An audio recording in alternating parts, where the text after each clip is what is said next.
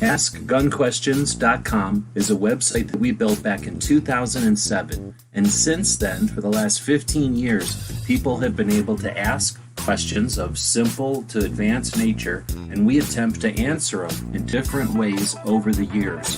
Join us now as we start a new series to answer gun questions. And welcome, everybody. So we're starting right on time today. Pretty close right on time today. Tony's joining us. I'm assuming you're in New Jersey. Yes, I am. I was on mute for a second and it wouldn't go off. But yep, I'm in Jersey today. Right on. And we got Mike White joining us out there already. Says good afternoon on this hot Saturday. I'll tell you what, it is Jersey today. It is hot. And hold on. We got Mike White joining us out there. I got my own playing back on me. So he's talking about being hot. It is definitely hot in Arizona. What's it like in New Jersey this weekend? Very hot. Very hot. And I finally turned the AC, central air on. I haven't had it on, but last night it was miserable, and I was like, enough's enough, dude. I can't sleep, and I have stuff to do. You know what I mean? So what's the my son is busy. You each pay by yourselves at your situation, or? You split it up 4 ways. But I mean, they know how much you're using, so if you don't use it, it's cheaper, or are you just not using it because you're trying to save energy or something? We were just not using it. Everything's cool. Everything was good with a fan in the room. And one of the guys has his own air conditioning that he has plugged in. So it is what it is, man. You try to do something. Gotcha. To save a little bit of money. Yeah, I pretty much don't do much during the day when it's super hot and then run fans at night. So I use the cheaper electricity and kind of try to, stay away from using air conditioner if I can help it. Because otherwise it'd be on full blast, let's say, it's all day long, and it wouldn't even, but keep it kind of cooler, you know what I mean? It's not going to get pleasant here in the way I'm at. But anyway, so it's a hot day. I've been outside working too. I almost missed the show. I barely gave you the link like 5 minutes before we started here. I knew we were doing the show today. I had set it up earlier in the week, but then I was outside working. It's hot, but it's cloudy a little bit today. So without the sun blaring down, it's not as hot as it could be. So I was trying to get some chores done outside. But regardless, hopefully I won't fall asleep in the middle of the show from it. But because then I was doing a bunch of yard work. Let's just talk a little bit off air stuff. I was doing a bunch of yard work, and then I was doing some reviews. And the next thing that came up for me to review was this foot massager, like a robot foot massager. You ever used one of these things? No. Right? I mean, I wouldn't necessarily myself either, unless like my grandma had it at her house or something. And I was like, hey, can I use this? Try it or something. But even if I was like at a spa, I don't even know if they'd use them in a spa. They probably have people to do it. But anyway, it's more of a single-use type of thing because you're putting your feet in it, and you can probably do something to keep it cleaner. But essentially, it's a personal product. Anyway, I'd never really thought about using one, but I was reviewing one, and it's not cheap. It's a pretty expensive one, and man, was it neat! It smushes your feet from the side with these. Imagine like the Muppets or like some kind of a puppet hand, like a big goofy-looking hand, but that's kind of what you want to smash on your feet.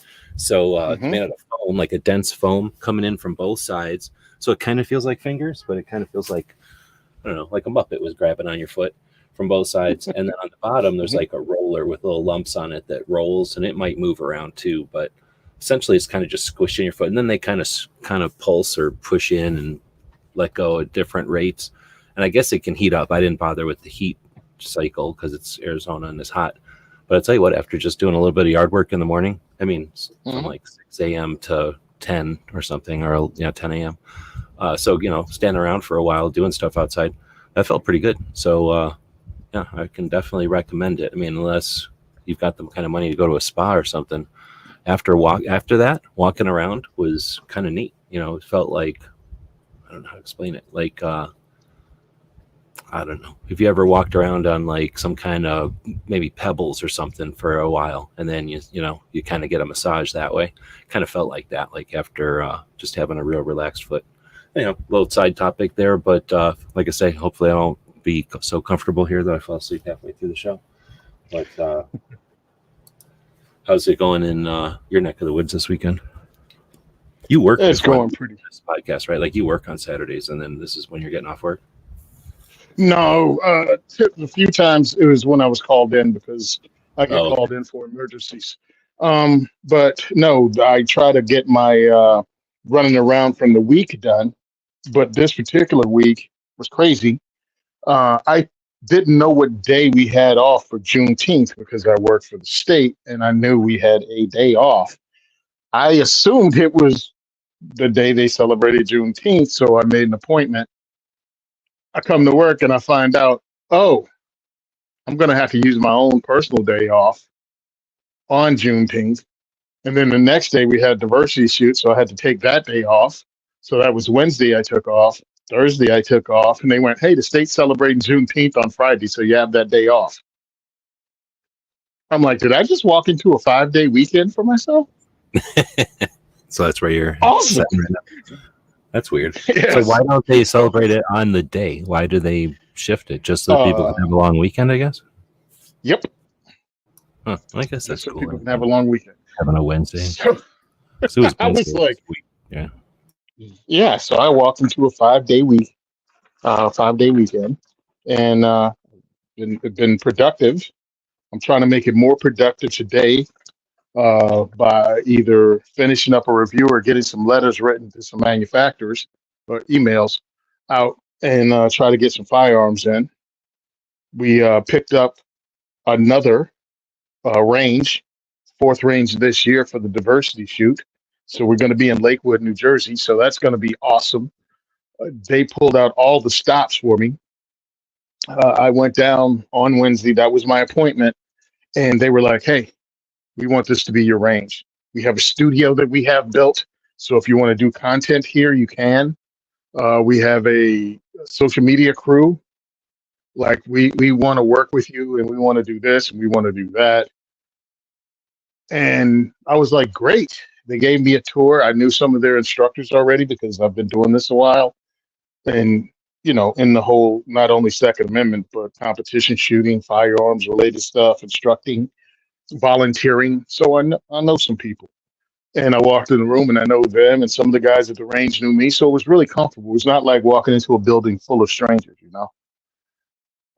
That was good. Then they took me to the studio and I'm like, nice studio. If you follow my IG account, you've seen it. But I'm like, nice studio. This is cool.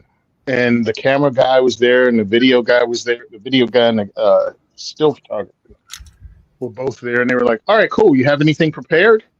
I was like, what? They're like, oh, yeah, we got everything set up for you. We're ready to record. I was like, all right. And I just did it off the top of my head because, I mean, I'm used to doing this, but it was just funny. It's like, you have anything prepared? What?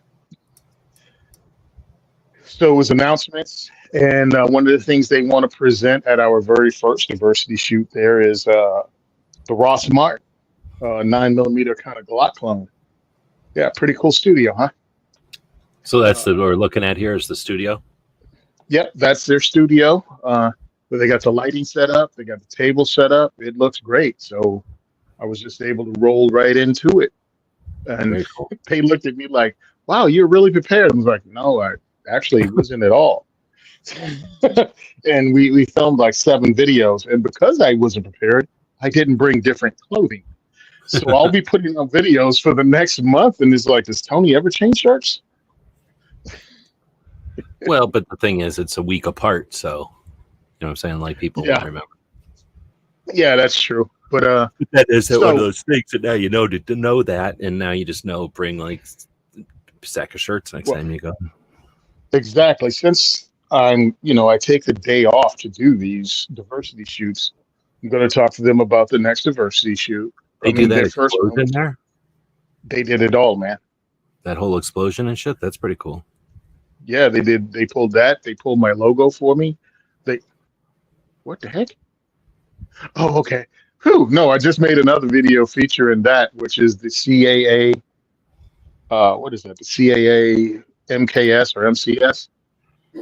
And I just pulled that. So what I'm going to do is try to talk to them, bring some firearms down, do some reviews, and just spend the day down there with different shirts popping them in, popping them on. Hey, I'm at We Shoot. This is the review on the, High Point carbine and the bullpup chassis, and do a quick YouTube short about a minute. Talk through it, walk through it, then do a long form video and do that for a few things, and then make some more announcements about, of course, hosting diversity shoots that We Shoot. Oh, they gave me prizes that we're going to raffle off. I actually did a video with that, so that's coming up. I'm really looking forward to working with them. It's a new area, though. It's a new area in the state for me, so it's heavily Orthodox Jewish. We're hosting on a Thursday night, so that shouldn't present any problems. And it's just inviting a whole different group of people into the firearms-related field and getting them comfortable. So I don't care where you are or what you are. I want you at one of my events. And if we can make people feel comfortable and we can be close to home, great. So it's an hour for me to get there from where I live. So we're taking a look at New Jersey on the screen here. So you're in Trenton or Princeton? Yeah. Trenton. Okay, so then you can just go down this highway. What is that, like a half an hour? Oh, for me, it's an hour ride almost on the Beezer. It's an hour. That's this 190 or whatever it is? Yeah, what I do is shoot down 195 and then hang a right on, I don't know what it is. I'm not going to do that next time, though. They told me driving through town, the people drive like maniacs down there. And I was told the best way to do it, shoot down, hook up on the parkway, and take the parkway, and the exit is like half a mile away from the range. You just take the exit, get around, and take one road right into the range. They were like, that's the best way because you avoid driving through town where it seems they have suicide drivers practice. So then the other ones that you go, let me just do directions, I guess. Mm-hmm. Then you go to the recoil. First. Oh, which one? Whatever you want to put up there. Oh, I'll just go to whatever. Recoil. Range. Yeah, recoil range. I think it's Mott Lane in Monroe, New Jersey. Okay, and then why can't I think of the one? Gun for Hire. Gun for Hire. Thanks.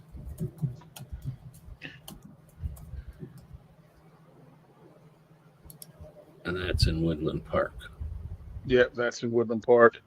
Okay, so that's a bigger drive for you, and then the recoil Union Hill for you. Oh, and then Union Hill Gun Club, and recoil in the same town, but on different sides of town. So you get there different ways, and it actually adds like another 20 minutes or half an hour to the ride, even though you're in the same town. Come on out, bro. And we have 2 a month now scheduled for the rest of the year. 2 diversity shoots spread over 4 ranges over the entire state. Yeah, and somehow picked a golf course next to my house and then put that in there. But okay, so that's essentially where we're talking in New Jersey. Now, if you were to go down towards, I mean, technically New Jersey goes all the way down here somewhere, like Yep. Long Neck. How long would it take you to get to Long Neck? Like going 6 up hours? right here. Okay, right there. You're in. If you go down to the bottom where the little pointed finger is on the state, that should be Cape May. Go up. That's not Jersey. That's Maryland. Right there. Oh, this is Maryland. Okay, so this is Jersey. So if you go to Cape May, what does that take you? Like 6 hours? I don't even know. I've only been there once and wasn't impressed. Yeah, it's a trip. Yeah. Okay. People laugh. I laugh because you think New Jersey's such a small northeastern state, but the time it takes you to make those distances due to traffic, it's densely populated, and pretty much again a day off. I mean, I've gone down to speak in Galloway Township. I was part of something down there in that South Jersey near Stockton College. And it's like, holy crap, dude, how far is this? How big is this damn state? And I live here. And I've worked as a locksmith here. So I've traveled down to the shore. I've traveled to the top of Jersey. I've traveled out to West Jersey. But there's still parts down in the Pine Barrens that I haven't been to where, the Jersey Devil hangs out. It is crazy, bro. This state, it's almost like 5 states condensed into one state. Well, I imagine. Do you know what the population in New Jersey is? I'm gonna guess at 9 million. Holy crap! Yeah, I think Arizona is 3 million or something. So I can't even imagine. So that's interesting. Though I don't think I've ever put them on a map, have we? At least I don't. We never done it on the website, so I never thought about them spatially. I guess. I think one time I might have asked you about them, but I think one time you were going somewhere close to Philadelphia or farther south, and we were looking at a map. But I think that was like for work or for some one-time event or something. Yeah, probably. Yeah, 9.3 million residents in New Jersey in 2024. So when I discuss, doing the diversity shoot and the fact that I'm at 4 ranges, I'm like, it's only on part of the state. Some people want me up further north. So when you go up to Gun for Hire range, there's another range called RTSP, Hmm. and they're in Randolph, which is a little further north and west. And maybe in 2024, I'm going to figure out how to break it down into each location gets 3 or 4, but I'm limited to one amount of time off I can take. How long And does it take you to get to recoil? Or, I mean, gun for hire. Gun for Hire, 2 to 3 hours. Okay. Traffic. Oh, all based on traffic, not distance. Yeah. And because that's heading in towards the city, so it just gets crazy, huh? It crazy's not even Is it insanity. like when I visited Washington D.C. before? Mhm. As long as you don't go out like during these 2 or 3 hours in the morning and 2 or 3 hours at night, you can just drive around and go places. It's not like that? No. Okay, because they have Um, like rush hour where it's gridlock and it'll take you 3 hours to get across the street almost, and then as soon as it breaks up, you can book all the way across Washington D.C. in a couple hours, like an hour. But or yeah. at least my experience there. But it's not like that. It's not like if you went at 2 a.m, you could get there in 15 minutes and then hang out. No. And it's funny because I live here and I think that even though I've worked it, because again, I've worked in North Jersey, that's what Gun for Hire area is considered. I've worked in North Jersey. I did emergency services as a locksmith, so I could get called out for Elizabeth, Newark. All of that is up near Gun for Hire, Jersey City. And still there's traffic in the middle of the night, and just sometimes it's bumper to bumper if they're doing construction, and you never know.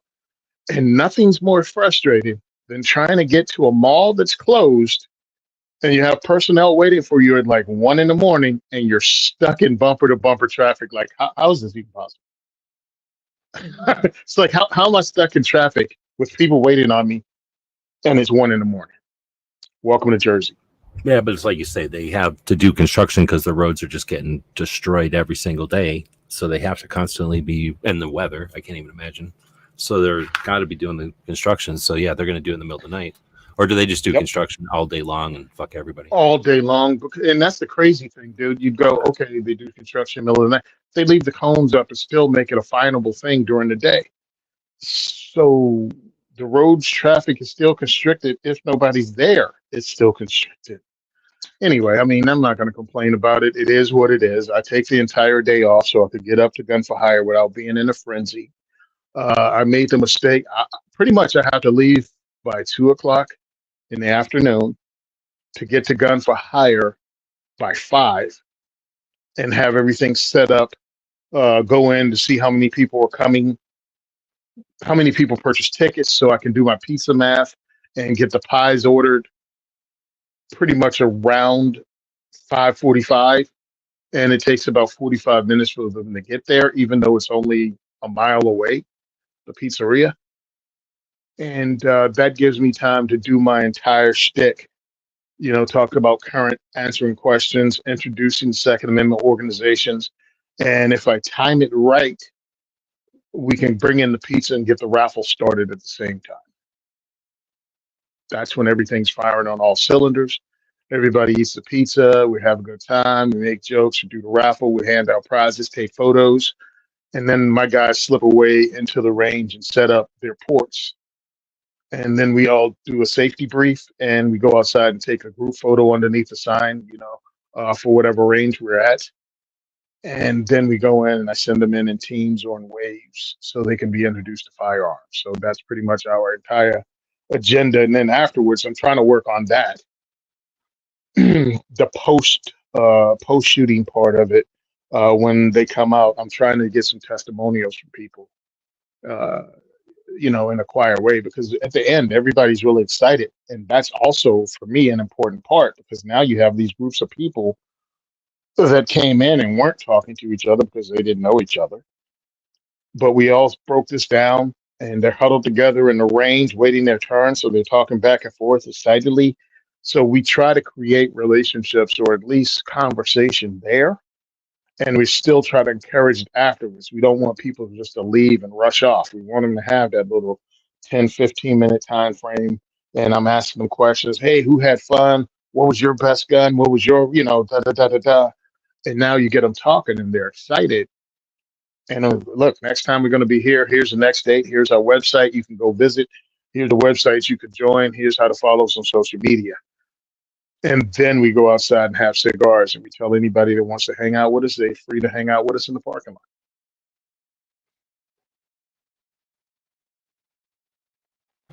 I don't know if you've ever described it, because I just always assumed, I guess, that you did the pizza after. Nope. we try to get them to eat and talk and fellowship with each other during. Like Right it's on. actual, to me, an integral part of it. Yeah, it makes a lot of sense. So we have fun, though. We had fun this time. I went to my doctor today, and that's one of the appointments I had today. And he's a gun guy, but he just had a kid, but he's within like 2 miles of the range. I'm like, dude, why didn't you come Thursday? Oh, the kid. I'm like, it's outside, bro. You can spit on it from the roof. And of course, I'm just giving him a hard time, and he knows it. Well, he has a new secretary or a new lady out front, whatever you call that, at the doctor's office. And I just went right into my spiel with her, and she was like, "Oh yeah, my family owns firearms, and my father pushes us all the time, talking about we need to, be armed and you take care of yourself. But we just moved to town." I was like, "Well, well, well. Guess what's happening in less than a month? We're going to be back in town. We're going to be at this range, and since you guys are new but gun owners, we can introduce you to the range.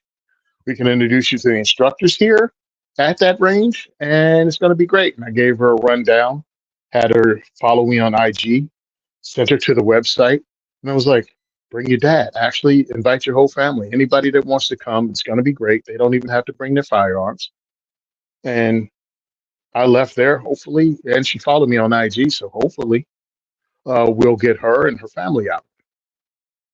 And the family's from Brazil. And I was like, that's cool, because in my last, diversity shoot a gunfire range, we had a family from Venezuela.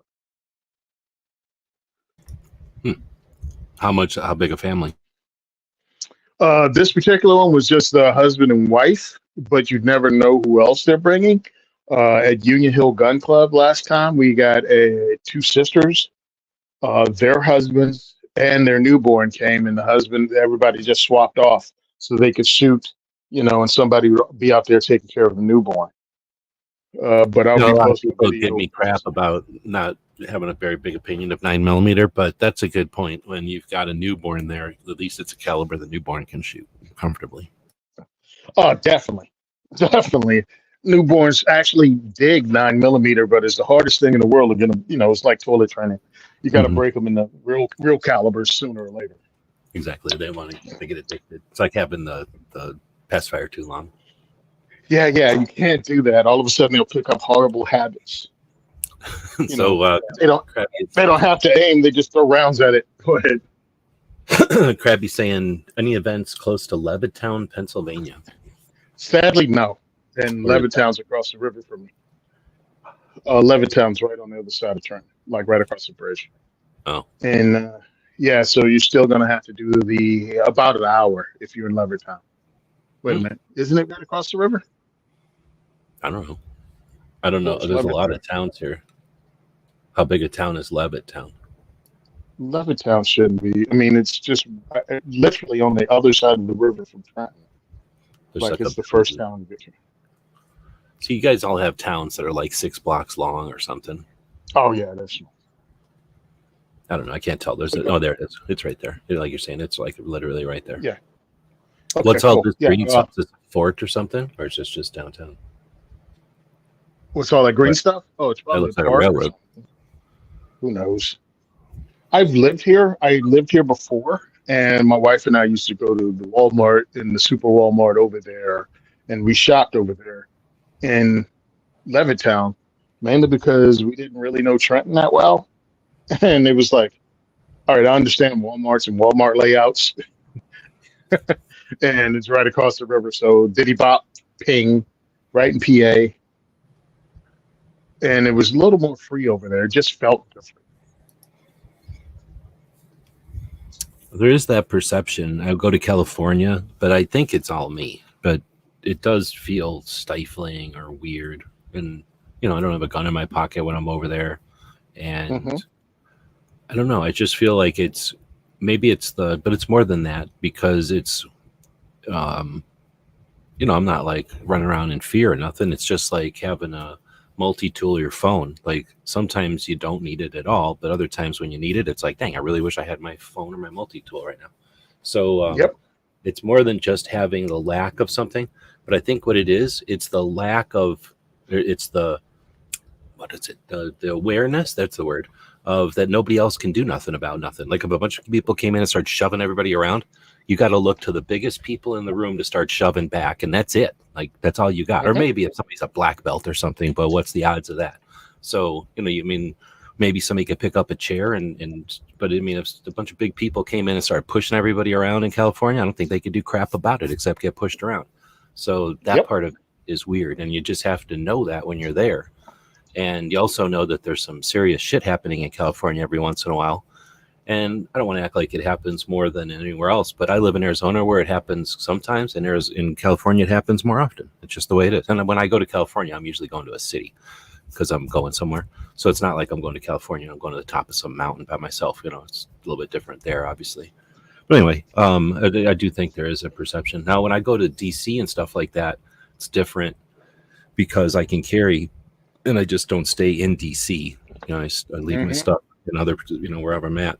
But I feel like I could run to get my gun. Like DC's not that big. Like I could. It's not that big, I forgot my gun. I could take an Uber and get my gun real quick. Well, what annoys me about it is that they could do something about it. Like in California, I just feel like people ain't doing nothing about it. I feel like if something went down in the East Coast, people aren't necessarily going to just stop and watch. Some people are, and some people are just going to throw it on their phones. But there's going to be people that are going to roll up their sleeves and take care of business with a stick or with a pool cue or whatever. Because I just feel like there's more get stuff done on the East Coast than there is in California. But again, that's just all perception. Obviously, there's too many people involved.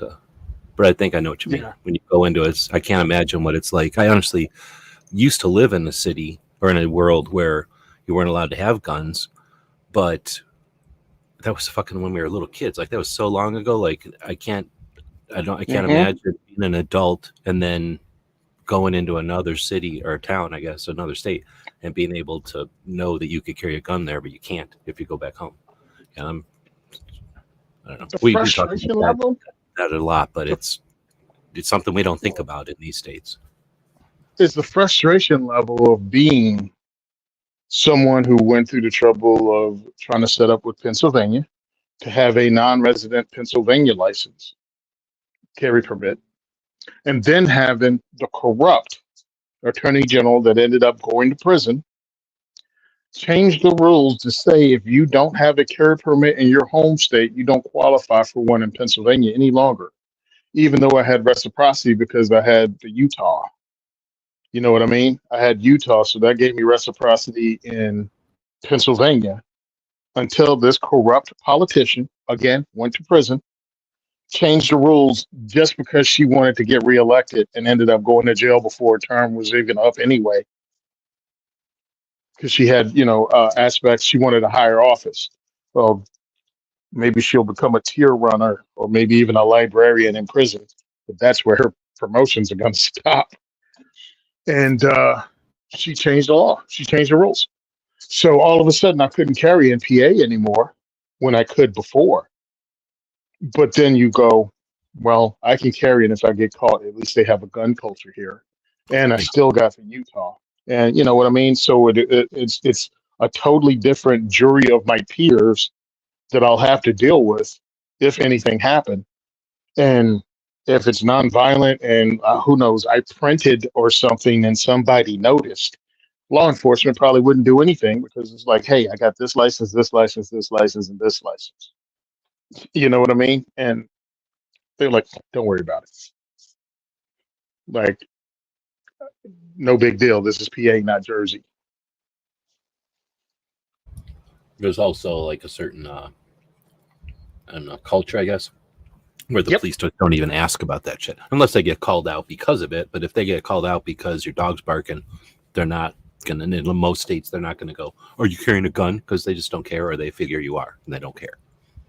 Yep. So it's a whole different. And again, you're right. It's mental with us because we see this as a right. We see this as I'm not going to speak for you. I see this as something physical sometimes. When I cross in New Jersey, it almost feels like one of those weighted blankets that people wear. It feels like that's putting on my freedom, and it really it does suck. I hear that, dude. And that's something that I'm glad that we at least address it once in a while on this show, because typically if you're a guest, people aren't going to bring that up. I mean, it can come up in conversation. It's not like people shy away from it. Some people probably do because it's uncomfortable. But that's the kind of bullshit that we get comfortable with, and that's how you have bad shit exist for a long time. We have to be aware of I don't know what to call it. It's not a fucking difficulty. It's a infringement, but it doesn't even sound enough. It's like a offensive, right? I don't know which is the right word for it, but it's happening every single moment of every day in like at least 9 states. We used to say 9 states. It's probably more like 11 now that Colorado is getting pretty heinous. But anyway, that's something that I'm frustrated. Every once in a while I kind of rage that the national level organizations don't do this, but at this point they're not gonna. That's not their gig. So maybe there'll be some new ones. You know, we have new generations of gun owners. That means we'll have new generations of Second Amendment, or I should say, gun owners' rights organization founders, right? Like somebody will come along, and hopefully that's something that they'll petition. You know, how to. I want to have sister cities. Like we should have sister states for sure, but some of those states that go around going, we're so good at guns. Like Arizona could for a while. You know, we're so good at guns. We're kind of getting not so good at guns anymore. But some of the states are really good at guns, and they should be teamed up with the worst states, honestly, and fight, you know, financially, spiritually, like together, however, rally together. If they're physically together, great. If they're not, even better.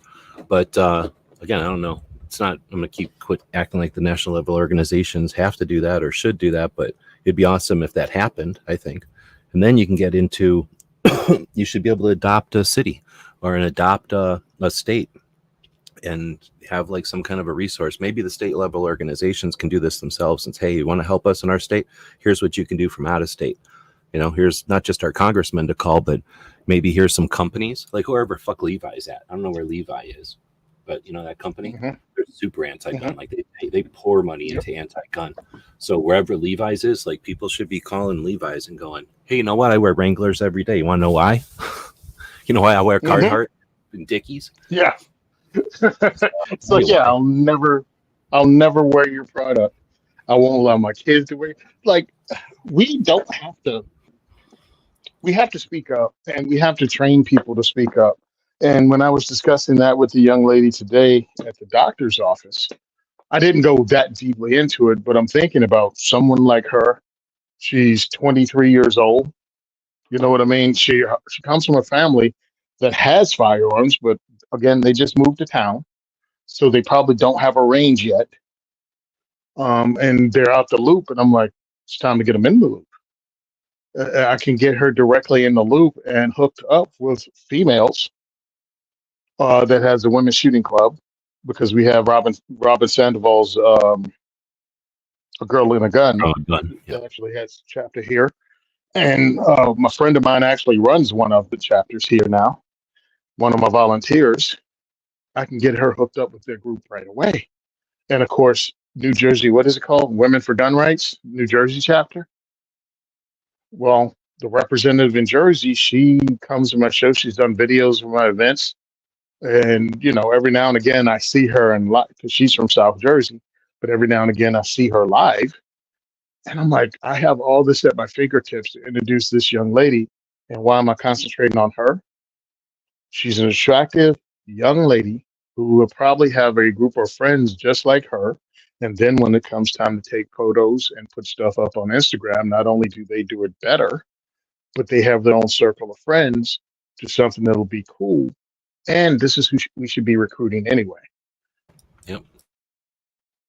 And it's like, it sucks because when we talk about diversity, you and I know we've had the conversation.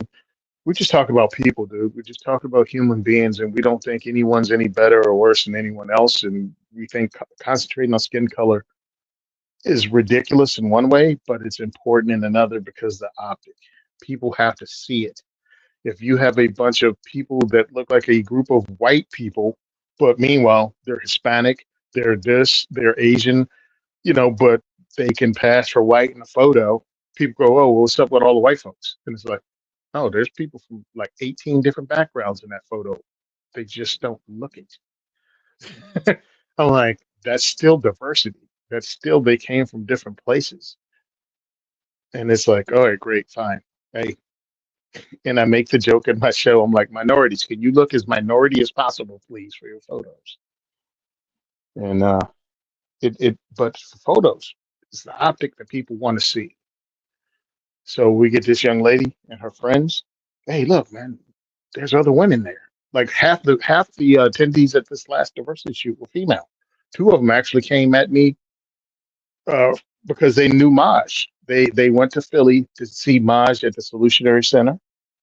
And Maj mentions me doing his presentation, and they came to Jersey to hang out and see what a diversity shoot was like. One was even from New York, and she came to Jersey to see what Maj was talking about. And I'm like, and that's why we work together. That's why we promote each other. That's why you create a circle of friends so you can spread the word about each other. And it put butts in seats for me. So just a question that came up to my mind when you're talking about being in New Jersey, having somebody from New York come over to do the diversity shoot. Do those kind of conversations, when you're having a conversation with that person directly, do they go to like, dang, it sucks here? Or does it go to like, what can we do? Because this is somebody I'm assuming who's kind of new and is trying to discover, and you're sharing, I've done it before. And yes, the conversation is, what can we do? And then I roll through them, what they can do, who they can join, who's running events in New York, if I know off the top of my head. Some I do, some I don't. So I tell them to look into it. Look into this group, because I've been to New York working with Second Amendment, Friends of NRA. I went there to support the Friends of NRA in Rockland County a few years ago, and I met a bunch of their 2A people there. So that's who I recommend people go and visit and see, because that's a starting point. And again, it's in New York State, so they know more specifics than I do. This particular lady is from Staten Island, which is totally different than Rockland County. But still, it gives you in the right place. Like, we know each other in the States and across bridges, so we can give good names, and that helps. And then when I told her, if you can't find anybody there, come here. I just introduced you to CNJFO, Coalition of New Jersey Firearms Owners. Join their online community, and then ask this question again there. And it's a much bigger audience than just me and who I know off the top of my head. It's all of those guys and who they know. And of course, being in Jersey, we're 15, 20 minutes away from Staten Island. So somebody there'll know who's running something in her neighborhood that she can actually speak to face to face. I think it's amazing that we get blessed with these people who really want to step out and do something. They just don't know where to go. So we give them that first step, and then we provide, you know what I mean? Like, you're in a place like this, like New Jersey, New York, Connecticut, where the anti-gun culture is huge, and you pretty much have to be a closeted gun owner depending on your job. And we give them that first step that they can come out here because, there's a black dude running this thing.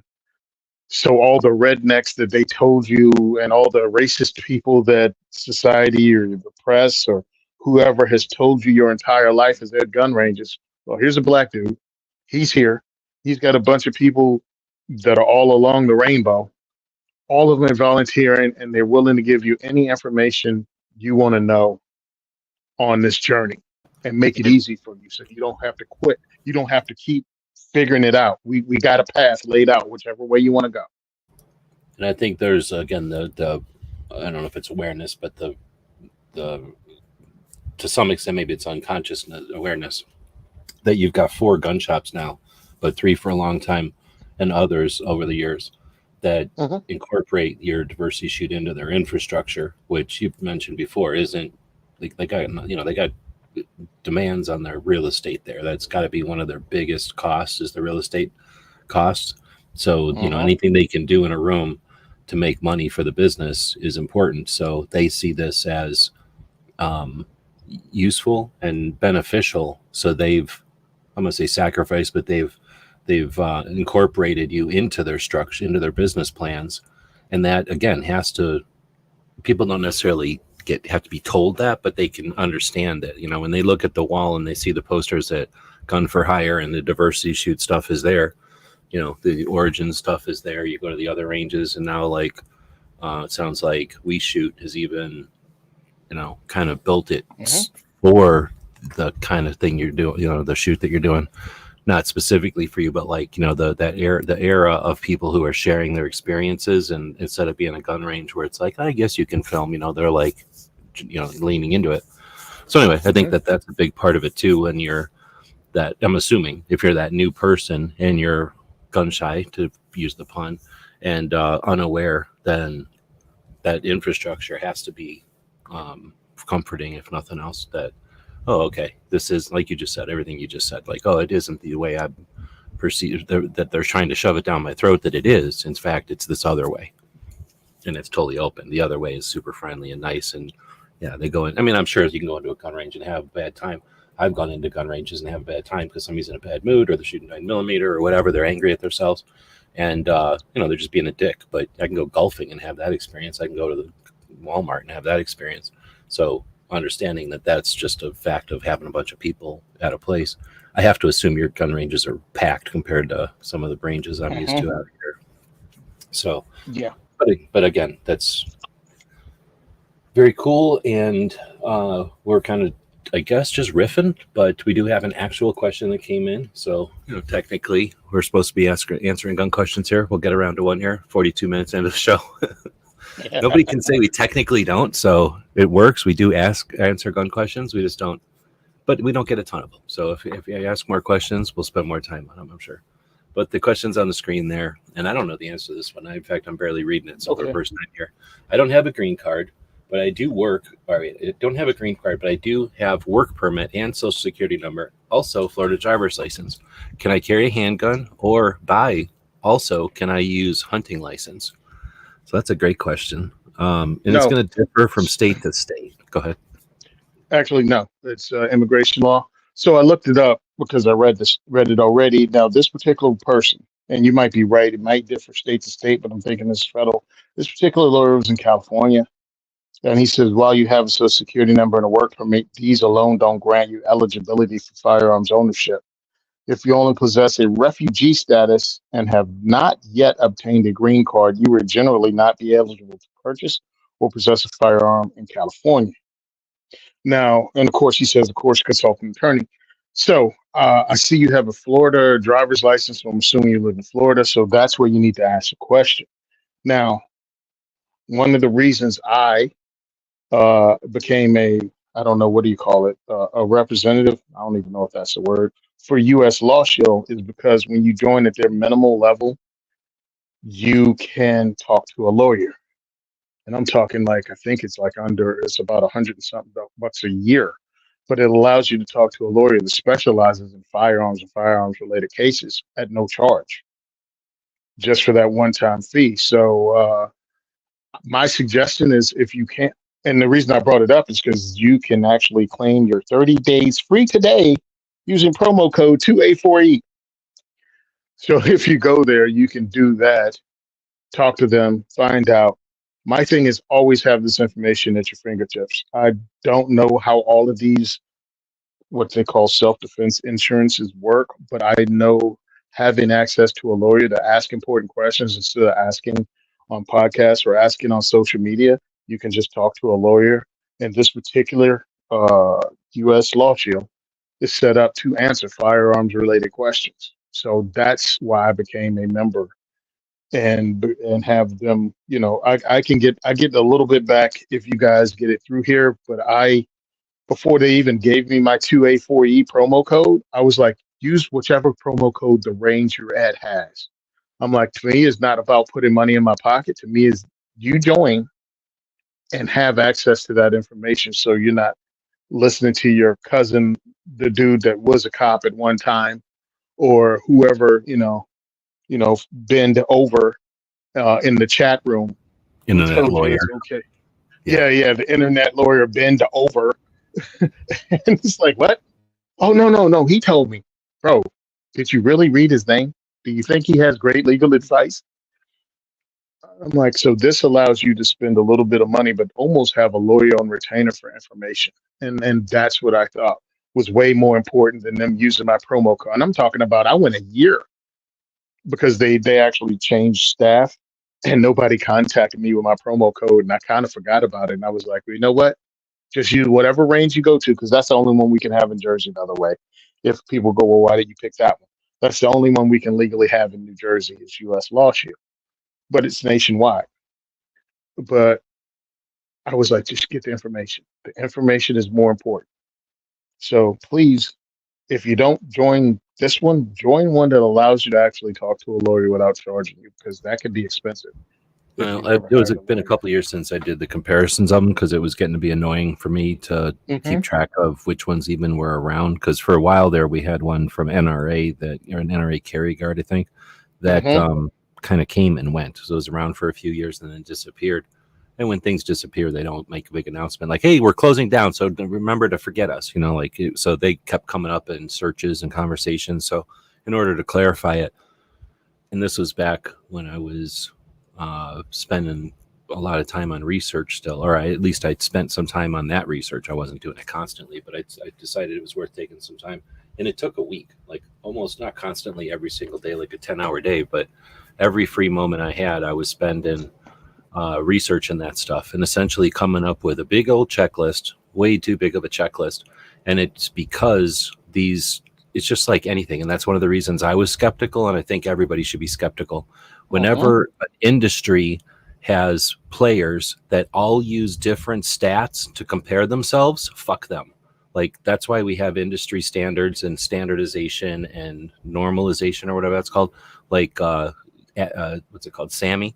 Because if 9mm was going to be this big here and that big over there and that big over here, it would be more dangerous than it already is. It'd be more of a reckless caliber than it already is. So when companies, they do this in the safes also, gun safes. One of them will use thermal units, and one of them will use, British thermal units. One of them will use Celsius. And then, we go for 90 minutes with this temperature, where that safe goes 30 minutes with a much higher temperature. And how are you supposed to compare that apple and orange? Like, it's very difficult to compare. So that's one of the things that I don't like about those places that, there's essentially 4 or 5, depending on how you want to characterize them. And they all essentially allude to the same thing. We're going to be concealed carry insurance. Although, of course, none of them can call themselves that because technically there's definitions for insurance and whatnot. And there's all these different state laws and stuff. So anyway, so it took me a week to come up with all these different characteristics because they each use different characteristics. So I was like, fine, if you're going to use the characteristic of, I don't know, like, we'll clean up after the event. Like, that's one of the things that separates them. Some of them, you have something happen in your house. Everybody, it's like, I like a shotgun for home defense. You ever cleaned up after a shotgun? Think about something else. Like, it's your home, guy. Like, what are you thinking? So anyway, so some of them will clean up a crime scene. Others won't. And that's a differentiation between them. And some of them won't tell you if they do or not. And that's why it took a week to track down all the answers to all this stuff. And it became a poster-sized checklist. And again, screw them. That's why I don't trust any of them, because it's like they all spend a lot of time and effort to look at what each one is comparing. themselves with, and then they all pick something different. So it's like there's just no way for our brains to keep up with it. And when I wrote it all down, trust me, unless you have AI or something, it's just so much to keep track of. Because how many do you really care if they're going to pay you back for your gun? Some of them will pay you back for your gun. Does that matter? Like, is that the most important thing for you? But it's a differentiation between a couple of them. So I think one of the biggest ones is the right to talk to an attorney. Some of them can choose an attorney, but there's only like one or two that let you talk. And except for if you do prepaid legal, which is an option, but and it's not one of those things. But so that's different. But that's what Tony said. It's like having a lawyer on a retainer when you can call up. And there was only, I think, the one in Oklahoma, and then the one wait, is the one you're talking about the one from Oklahoma? I think this used to be Texas. I think. Oh, U.S. Law Shield is Texas Law Shield. You're right. So that was the one that's associated with armed attorneys, and they're in Texas, and they've grown from Texas to nationally, and they're unique because they're all unique. But yeah, so essentially, I think that that's one of the things that I would say is a useful differentiation between all of them. So the reason I jumped in here is to say I did do some research on that. You're right that is one of the differences between them, but you're also correct that they're one of the few that even offer that option, and I think that is one of the best options. Now, I'm not suggesting buy any of them because I personally don't like them. But if you live in a state where you can't get anything else, then why not have them? It's a waste of money, I guess. If it's either a waste of money or it's not. So it's either a waste of money, big whoop, or you have them and they help you. I guess the worst case would be if you paid them and then they didn't help you. But in the 2024, if that happened, it sucks. But then you go online and tell everybody, and then you'll get help anyway. You know what I mean? Like, you won't be alone in this world to 2024 with all the internet and everything. But we don't hear about that. There's like 2 cases in all of it where there's some concern about some of them being legit or not. But seriously, with all the stuff in this country, there's almost no concerns with these things. Go ahead. Yeah, very low. But if you have questions, you're not going to get that question answered 100% you may get lucky and get the correct answer, but you don't know who you're getting information from. I looked it up. I scanned my own QR code and I went and looked it up, and you put $50 down for the first month, and then it's $19.95 a month. But that gives you what they call emergency shield, which is going talking to the lawyer. Like that's the whole have access to an attorney 24/7 for the first 72 hours after any covered legal emergency, and you still got the non-emergency number. So that's what I look at. It's like, you got that question, this is a thing you can do. I didn't know it was $50 a month, because what I did was I paid for the whole year up front for their bigger program that covered everything. One, because I wanted to do it to be able to at least tell people what it covered and what it was, and I had the whole brochure and everything that broke it down. Also, it covered my wife because she's out of state, and being a lady on our own, at least we'd have a lawyer covered, if not just picking a lawyer in that state. You know what I mean? That's at least not one of those people that are used to dealing with criminals all the time. And the reason I bring that up, some people might not know this, there's a difference in the attitude of your lawyer depending on what you do. If you're a dude who's been arrested 37 times before he turned 18, you're already in the system and you have different expectations. If you're a civilian citizen who doesn't want a felony charge, has never really been arrested or in trouble, you don't want a lawyer who's used to dealing with criminals all the time and just going to make a deal and go, how much time can you do? That's not what you want to hear from your lawyer. You want your lawyer to get you off, not someone who's used to going, hey, can you just take a plea for 3 months and you'll be good and back on the street? No, I have a regular job and I need to have a clean record. I can't play let's make a deal with the prosecutor. I want to be innocent. So that's one of the things I talk about doing what I do, is like, having a lawyer on call is better than not having one on call. And it doesn't cost that much comparatively to other plans. And yes, I've had friends of mine actually call, oh, I've had friends going through stuff that actually call U.S. Law Shield and got answers, if not immediately, within 24 hours. And pretty much, actually, we had this conversation the other day. He was like, "That was the best money I ever spent because it cost me so little to get some answers that, if done wrong, would have cost me so much."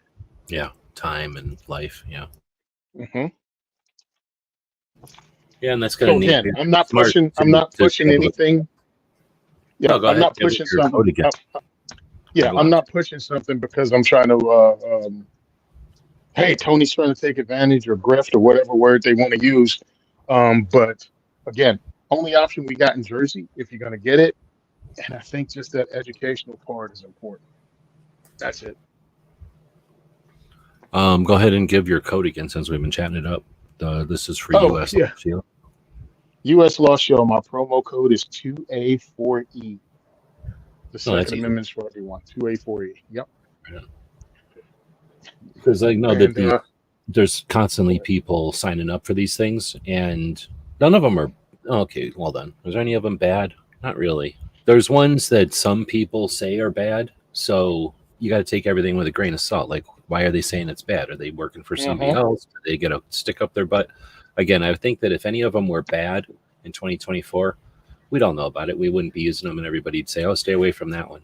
So I think some of them might be taking your money, and big whoop. Like, if you feel better with it, and you know what I mean, like, then $30 a month or whatever it is. Now, if it's, I wouldn't bend over backwards to pay for any of these because it's not. I mean, what's the way to say it? Like, nobody's. If you're living the kind of lifestyle where you need to have this, then you're probably not going to apply to you because you're doing something that they're not going to cover anyway, right? Like, they don't cover people that are fast and loose. They cover people that are, like you just said, like, minding their business all the time and are scared shitless about ever having to go to deal with the procedures and stuff. But yeah, if you've got it's like stuff, don't get one of these just to pay for them. it's like Volvo talking about they're the safest car, and they're the safest car built, and it's like that's because no 18-year-old is drag racing a freaking Volvo station wagon anywhere, dude. There's not a plethora of those. It's Point, like yeah. So yeah, and again, the reason I give the base, and again, $20 after the initial $50, and I think you even get discount. And this one says get your first 30 days free. So if you look at it that way, whatever. You know what I mean? Like, you can do the math on your own. If you get 30 days free, you pay $50 for the first month. And I think one of them gets dropped. However you want to talk to them, talk to the reps yourself. But for me, $20 a month, dude, anybody asks you a question. I don't know, man, but you know what? Boom, boom. Hey, this is Tony. I'm a U.S. Law Shield member. Here's my number. I got this question. And then within a day, you can answer your friend's question with an answer from a lawyer. Because if you listen to the show, you're your gun guy in your friend circle. And people might know guns, but they don't know legalities. And you'll be that dude for $20 a month that has access to the legality. That's the way I look at it. Just knowledge. So I'm going to go back to the question. I guess what I was saying, it depends on the state, is with the hunting part. But you're right. The what's the word? Like, the status as don't have a green card, but I do have a work. Oh, the status of being someone on a work permit. I don't know where that fits.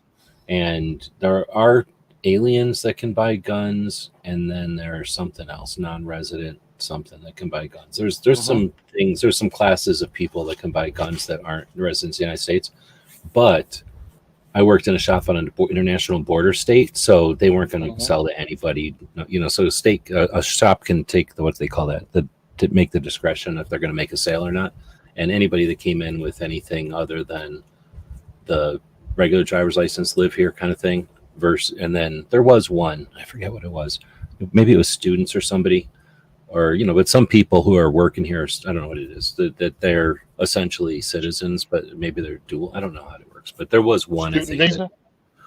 It wasn't student visa, so it was somebody that was, because it was an older guy, and the the guy who ran the shop was like, "Oh, I know what this is. Like, this is somebody who's essentially, I forget what it was, but there was one status that he would accept, but it came in once, like, or maybe the guy came in, but there was like one person who was in that range, but it was anyway. There are a couple of places, but I think what you're going to end up with, especially with the ATF on their zero tolerance policy that they're so proud of, going after all gun shops for any kind of clerical error.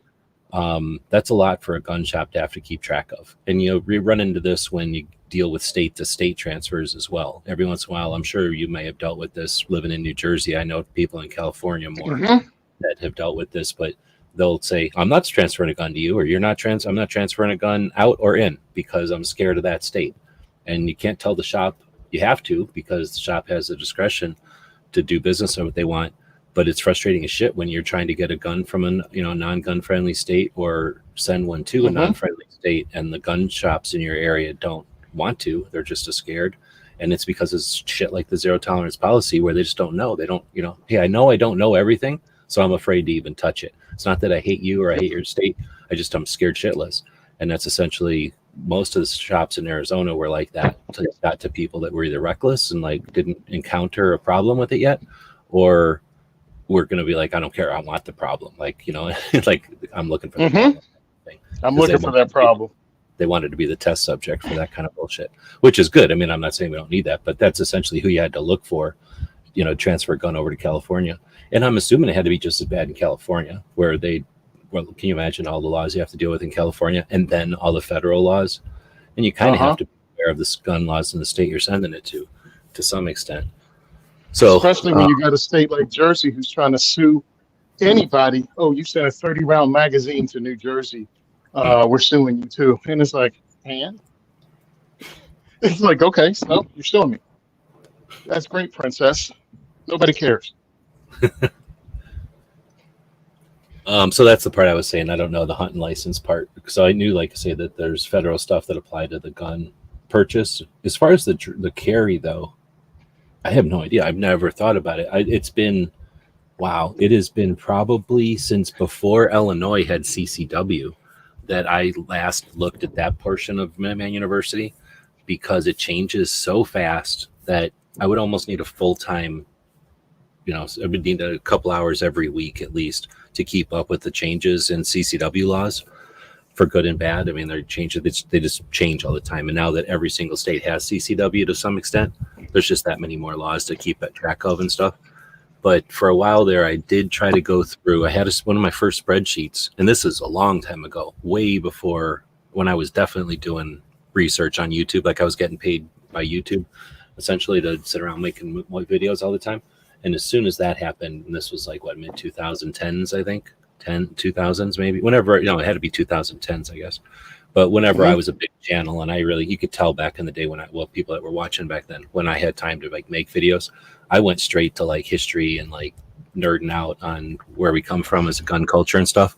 So I was like, oh yeah, gun CCWs. I'm a big fan of this because we've talked about this before. In our lifetime, when we grew up, I don't think I ever thought I would be able to carry a gun.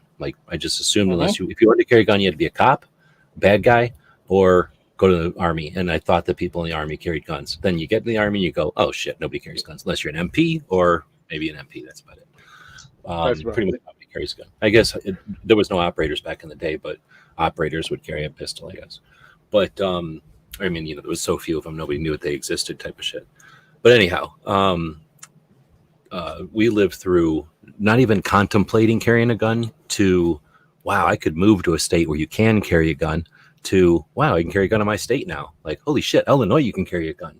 Wow. That was never, there was people that were like, you were never going to see California, New York, New Jersey, all these states have CCW. And guess what? Who has CCW? Every single state, including Puerto Rico and some of the others.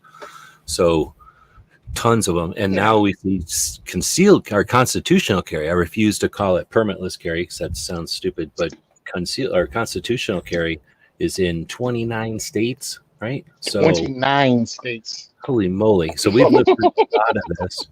And I guess that's where I was saying, I started doing this spreadsheet a long time ago, because one of the things that amused me was it's a CCW in Arizona, concealed carry weapons permit.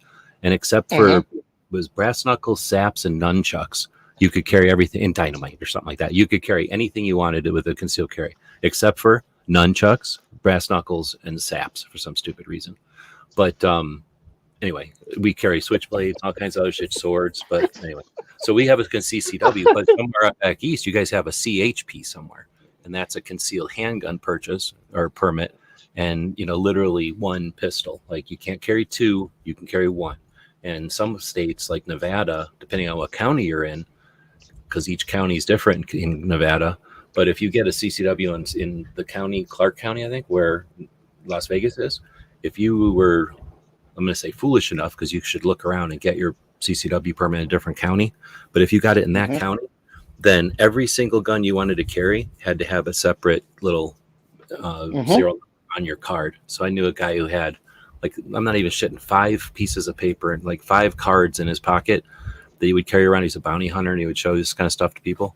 He had like 5 what do they call them, like extra cards that were just listing off every pistol, just because he said to Nevada, like, screw off, here's all the pistols I might carry. So they had to give him like this big laundry list of, you know, like permit.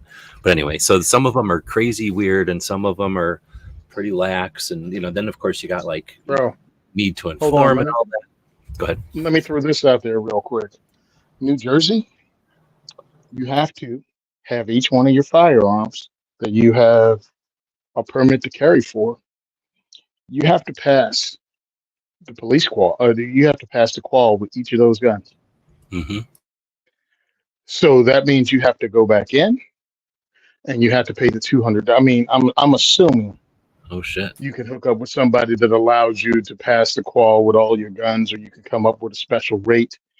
But if you do it from beginning to end, it's like, all right, you got your Glock 19. That costs you $250 for the class. You pass the qual, you know, from the firearms instructor. You send it to the state.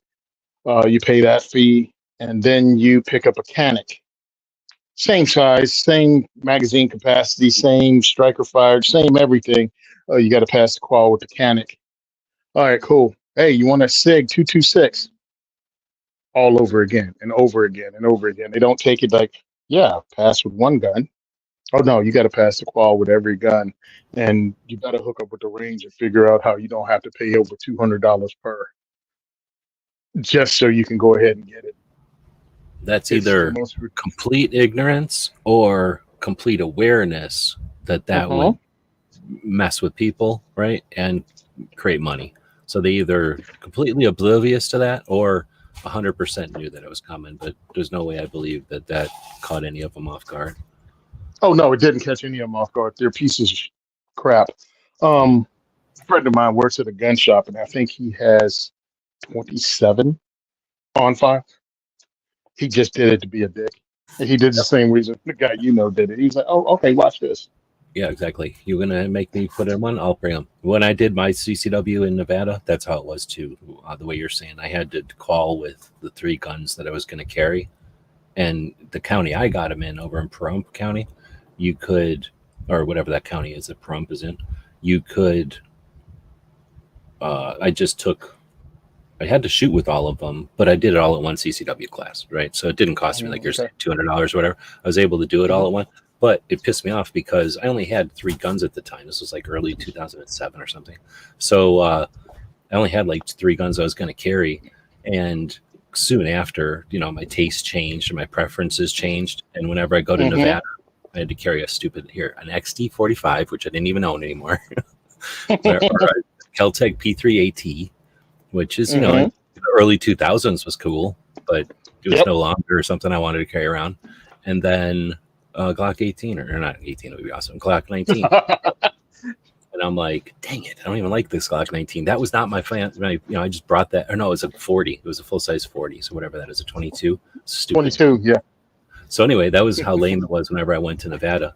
But anyway, so yeah, anyway, so I was just saying I made a chart, and that chart is super old. So I can't even imagine how complicated that chart would be today with all the different, just different weird elements that they add to your CCWs in different states. And then, like you're saying, some of them will just get crazy off the wall, abusive, essentially, just to make you go through so much procedure.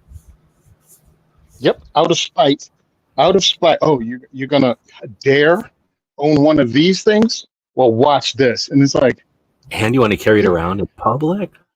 yeah, in public. Well, uh, please Is please pump the brakes and explain this to me. How is it that we need to change the very laws and the Constitution because these mass shootings happen all the time? And if I say I carry this gun because I want to save myself from a mass shooting, you're telling me I'm crazy because they rarely happen. Well, that's a good one. That's true, though. You don't need it for any reason, but on the other hand, you're defenseless when somebody with one goes nuts, and that happens all the time. Yeah. Okay, well, so we don't get accused of just answering one question. Let's go ahead and ask another one. I think we did get a question from out there, but I think we answered it, didn't we?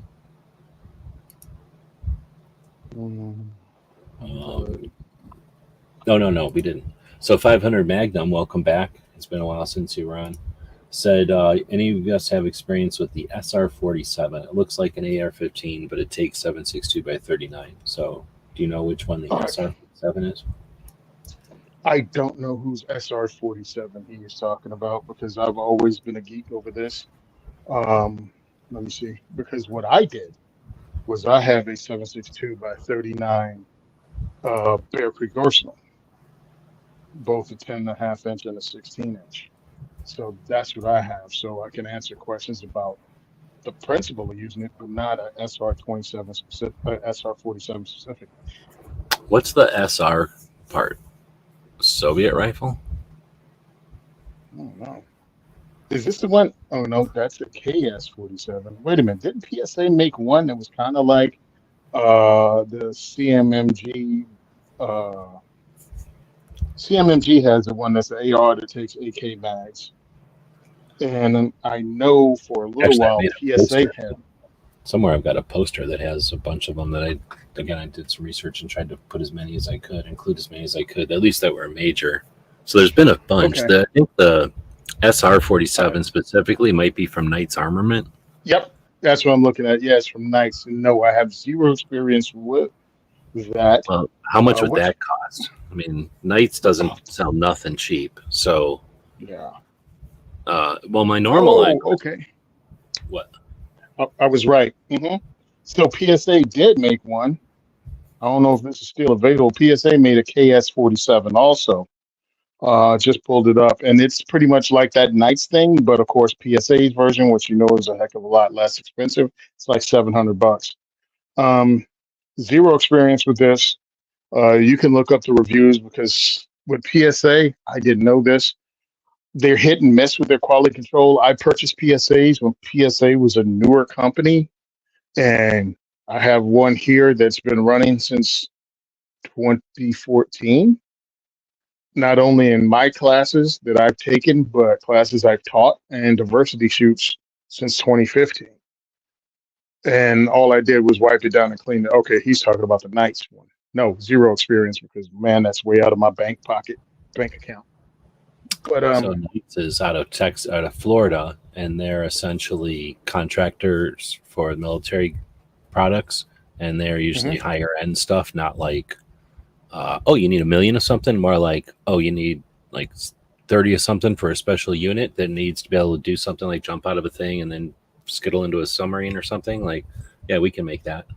Or like a suppressor that'll work with something because it's got to be, if they need some special application. I think of Knights as that kind of a thing.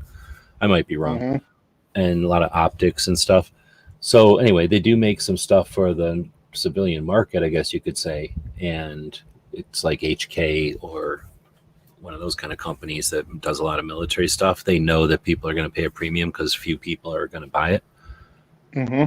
I've never heard anybody complain about Knights being poor quality, though, or have poor builds. I mean, have you heard of Knights being a bad thing ever?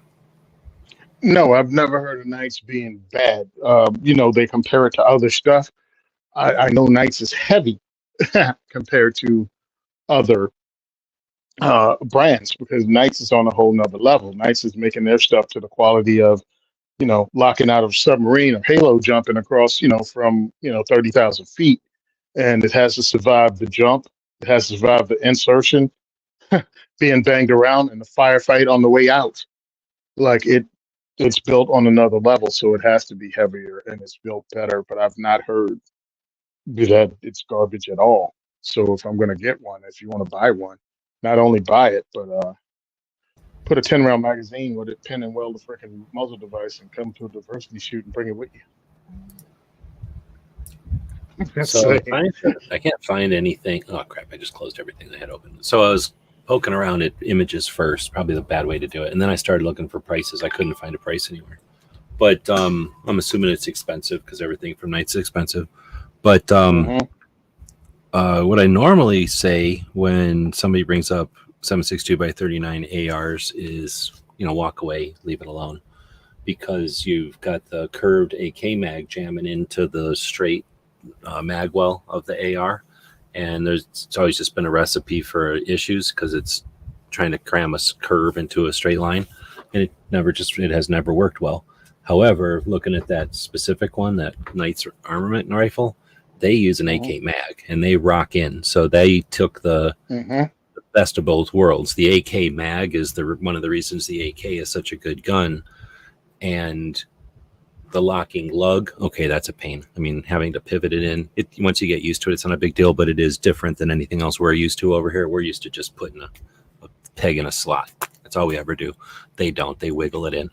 But once you get used to wiggling it in, it's super strong, and the trigonometry or geometry is right.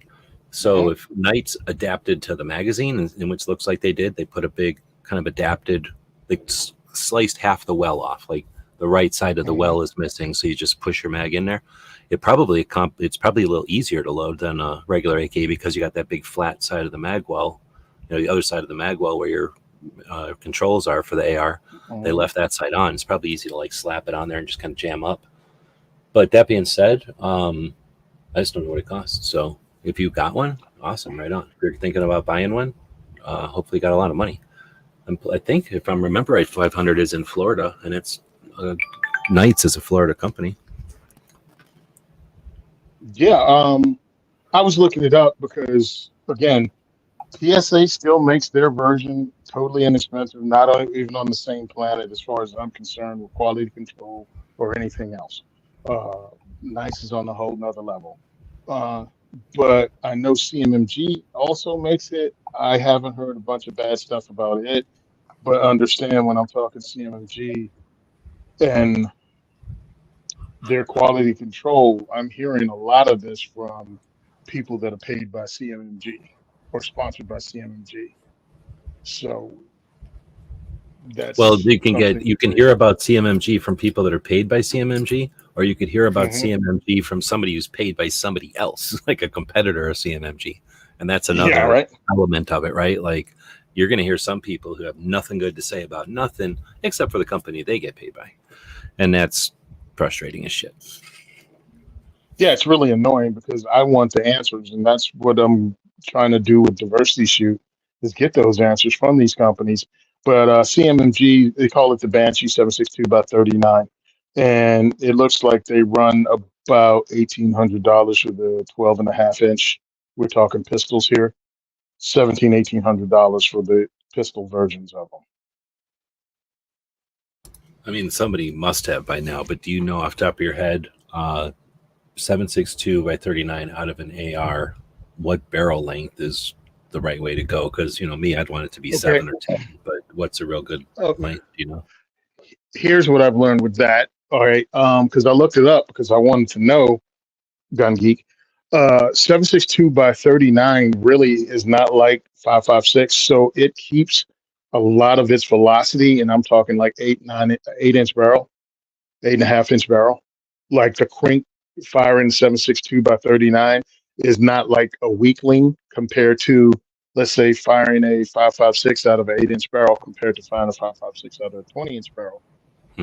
You're getting totally different results. Well, with an AK, because we live in America with a 16-inch barrel, there's not a huge difference between the shorter AK barrels and the 16-inch barrel.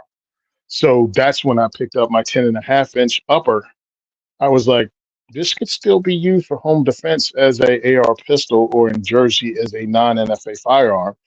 And with that 123 grain round it's still almost as effective as coming out of a rifle. I don't lose as much as I would if I had a short barreled 5.56. And again, within the ranges that you're going to use a 7.62 by 39, which is 200 yards an end.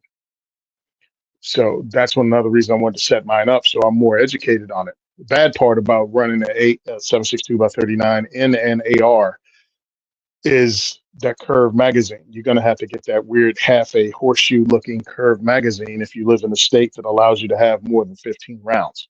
It's a severe curve, a severe taper to the case that has to be followed. That's why AK magazines look like they do. I'm stuck in Jersey. I have 10-round magazine limit. Well, the 10-round magazines for my my AR, that's usually 7.62 by 39, are perfectly straight. It just looks like a regular 10-round magazine. So I don't have to worry about feeding. I just have to worry about finding an upper that actually runs it reliably. I purchased one from Bear Creek Arsenal and sent it back almost immediately because of light primer strikes. But they actually sent me one because I asked for one for donation back when 7.62 by 39 was cheaper. And that's what we were trying to switch over to for the diversity shoots, or at least add that to it. And me and two of my guys said, hey, okay, we'll all go in and we'll purchase one. And then almost a week after I got it, Biden changed the laws and we couldn't get stuff from, I don't even know if it's Biden. They changed the laws and we couldn't get stuff from the Soviet Union. And the price of 7.62 by 39 went up. So it wasn't as financially prudent, I guess, to run 7.62 by 39. And when I asked for it, it was when I asked for it from what was the name of the company? Ammo Lab that I was working with last year. It was right after the October 7th thing went down in Israel, and they were out of all ammo. So that sucked. So that's a whole thing about my adventure with 7.62 by 39 ammo and an AR. I think it's pretty cool if you can get it and if it runs well, because it's easier to put an optic on it. It's easier to put accessories on it. You just have to learn how to run that because most of them use a paddle mag release, unless you get an AR that still uses AR stuff and AR mags. If you get one that uses AK mags, you're going to have to use a paddle mag release. You're going to have to run it differently.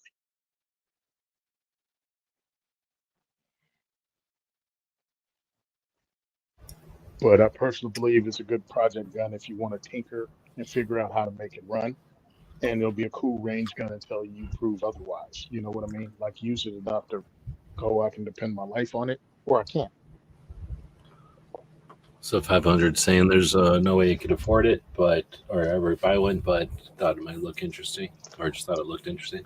So I get that. Yeah, go the cheap way. Get the PSA version. If you want to mess with it. The PSA version is like $600, $700. So I've not shot, cheap. Go ahead. I've shot ARs or AKs that are like with or AKs with AR furniture on them, so they're essentially like an AR but still an AK receiver and stuff. And then, I mean, I must have shot 7.62 by 39 rifles before that are ARs. I've never owned one though, and I don't know anybody that owns one. Because, like I say, we worked in the shop for too long, and they just never worked for so many years that I had no interest in buying something like that. It's like a Mini 14. Some people buy those because they look cool, but nobody buys them because they run well. Like they're like an old car. Like it's like I don't drive it every day, but it looks fucking cool. But so people buy them and they like them, but it's not like it's your daily carry. Go ahead. That's the difference between people that shoot guns and people that talk about shooting guns. Why not get a Mini 14? They're really cool and they run well. You ever ran one? Like long period of time? How accurate is it compared to, and how much does it cost? And you could go on. And then you find out, well, they shot their brother-in-laws once on a weekend. Yeah, like at the range. Like everything works fine at the range. What the hell? And nobody, when you're at the range and you're excited and you're shooting your gun, you don't pay attention to the misfired. Like, oh, whatever, light fire strike. Oh, that mag doesn't work. I forgot about that. Like, you're not even thinking about the little things. It's when it matters that you care about that shit, and that's when something happens. Then departments say we're never using that gun again, and then Like we have ours at the diversity shoot. Tony, what do you look, bro? I need my guns to run because this is somebody's first time pulling a trigger on a firearm. Your gun needs to freaking work. Uh, I don't need them going, wow, guns are really not dependable. They're unreliable. No wonder no. So you keep your weirdo stuff at home unless you figure out how to make it work every time. It says the guy that has a high point on the line. Guess why I have the high point on the line? Because it freaking works. Yeah, there's a difference between going out and farting around. Just like if you were going to do a car show, you'd say bring your working cars to the car show, not your project cars to the car show. Like if we want to have a car show with everything we got working on, then we could do that. But we know that we're not going to drive around in that car show. We're going to be looking at parts and builds and stuff. But yeah, exactly. You don't want to bring something that works. We were chatting about, or I know I bitched about M1s before. I was watching something the other day that was about World War II, and it was essentially, it wasn't a documentary, but it had found footage and stuff, and they were talking about something else. But in the footage, you could see the people like just fucking swearing. If you could hear them, they'd be swearing. But they were having like malfunction after malfunction with these M1s, or maybe they were M2s. I have no idea, but it's like grainy found footage, but they just happened to be talking about something else and showed this, and I was like, oh, that's hilarious. They don't even realize they're showing evidence that the M1s are freaking fidgety. But here nor there. Magnum is saying, just thought it looked interesting. I'm gonna say here's the thing, an AR, and that's what I was saying. I've shot AR. What would you say? Like, how did they say that? The derivatives. No, well, I guess an AK that's set up like an AR, I would say it's got the ergonomics. That's where I was looking for, ergonomics of an AR. But it's still got a bolt and everything that's an AK. When you put an AR, 7.62x39, into an AR, it's going to shoot differently now. Now that AR isn't like a pogo, it's like a jackhammer instead of a pogo stick on your shoulder, so that AR is going to shoot differently. And I don't want a little aluminum tube pushing on me. I don't mind shooting little BB gun ammo out of an aluminum tube. When you shoot 5.56 out of an aluminum tube, it's matched. I mean, literally, they figured it all out doing math. That's the way you shoot that. I mean, it's a great setup for that gun. But you start shooting more out of it, and I know there's 308s, but those are guns with 18-inch barrels, right? Those are big guns when they made them. So when you're talking that the small size and you shoot a lot of recoil through it, I just don't like that recoil. It seems like you're pushing a lot of power through a system that's you're asking a lot of that system. And the opposite is true with the AK. I feel like an AK could probably shoot massive loads. Like it could probably shoot a lot more power just because of the engineering of it. They overbuilt everything. And what that means when you shoot that thing, it's like driving I can only say it's like driving an old 70s Mustang or a 70s Camaro, I guess I've driven, versus driving an AR is like driving a new car. And it's different, the new car handles better and all that. But when you have that giant engine, you want giant tires and a giant transmission and just big parts that can handle it. And that's what I like about the AK is that steel receiver and the parts that just hold your receiver. You're holding that receiver. That's all you're doing is everything's happening inside that receiver. And that big metal taco, that big metal canoe, or whatever you want to call the AK receiver, it's all happening next to your cheek right there, or next to your waist, depending on how you're shooting that thing. But the dwell and everything is all timed again. Like they sat down and did all the math so that round happens in just the right amount of spot. They didn't waste any space. Like it's just all made for it. And I just really enjoy that gun. Like it's a machine that shoots those rounds. And yeah, the worst thing about it is probably rocking the mag in. But I mean, anybody who's shot one more than a weekend, you get it down. If you own one, you get it down. So it's awkward if you rent one. It's awkward if you shoot your friends. But once you own it, you play with it for a while, you get used to it.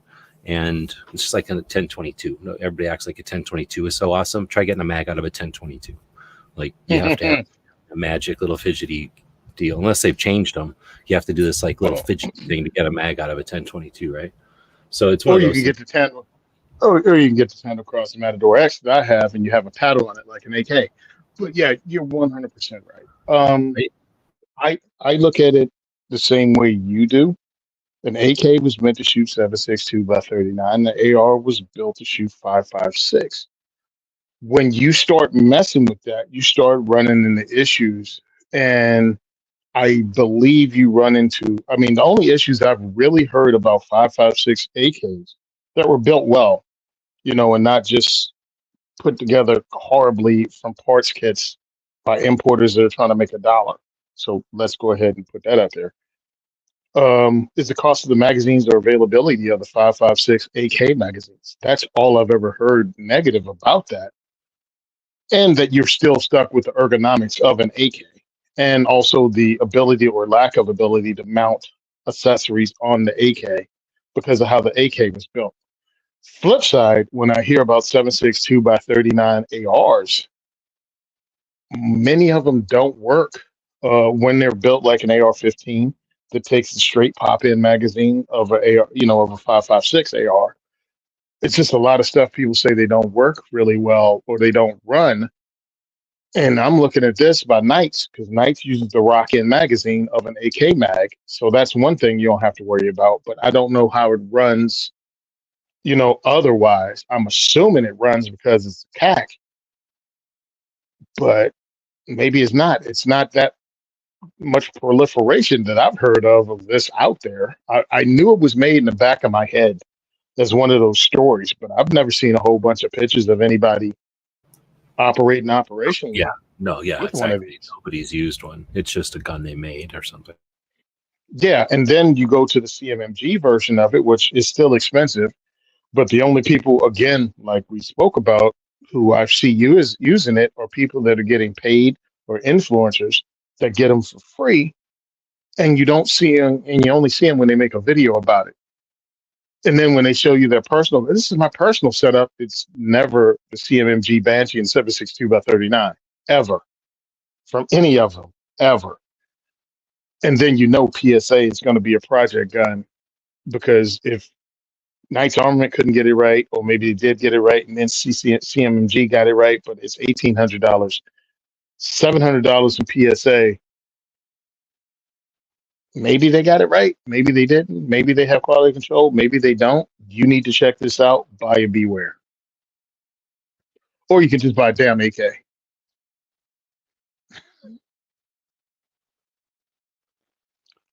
But I got mine because I told you the reason I got mine. I still think it's fun.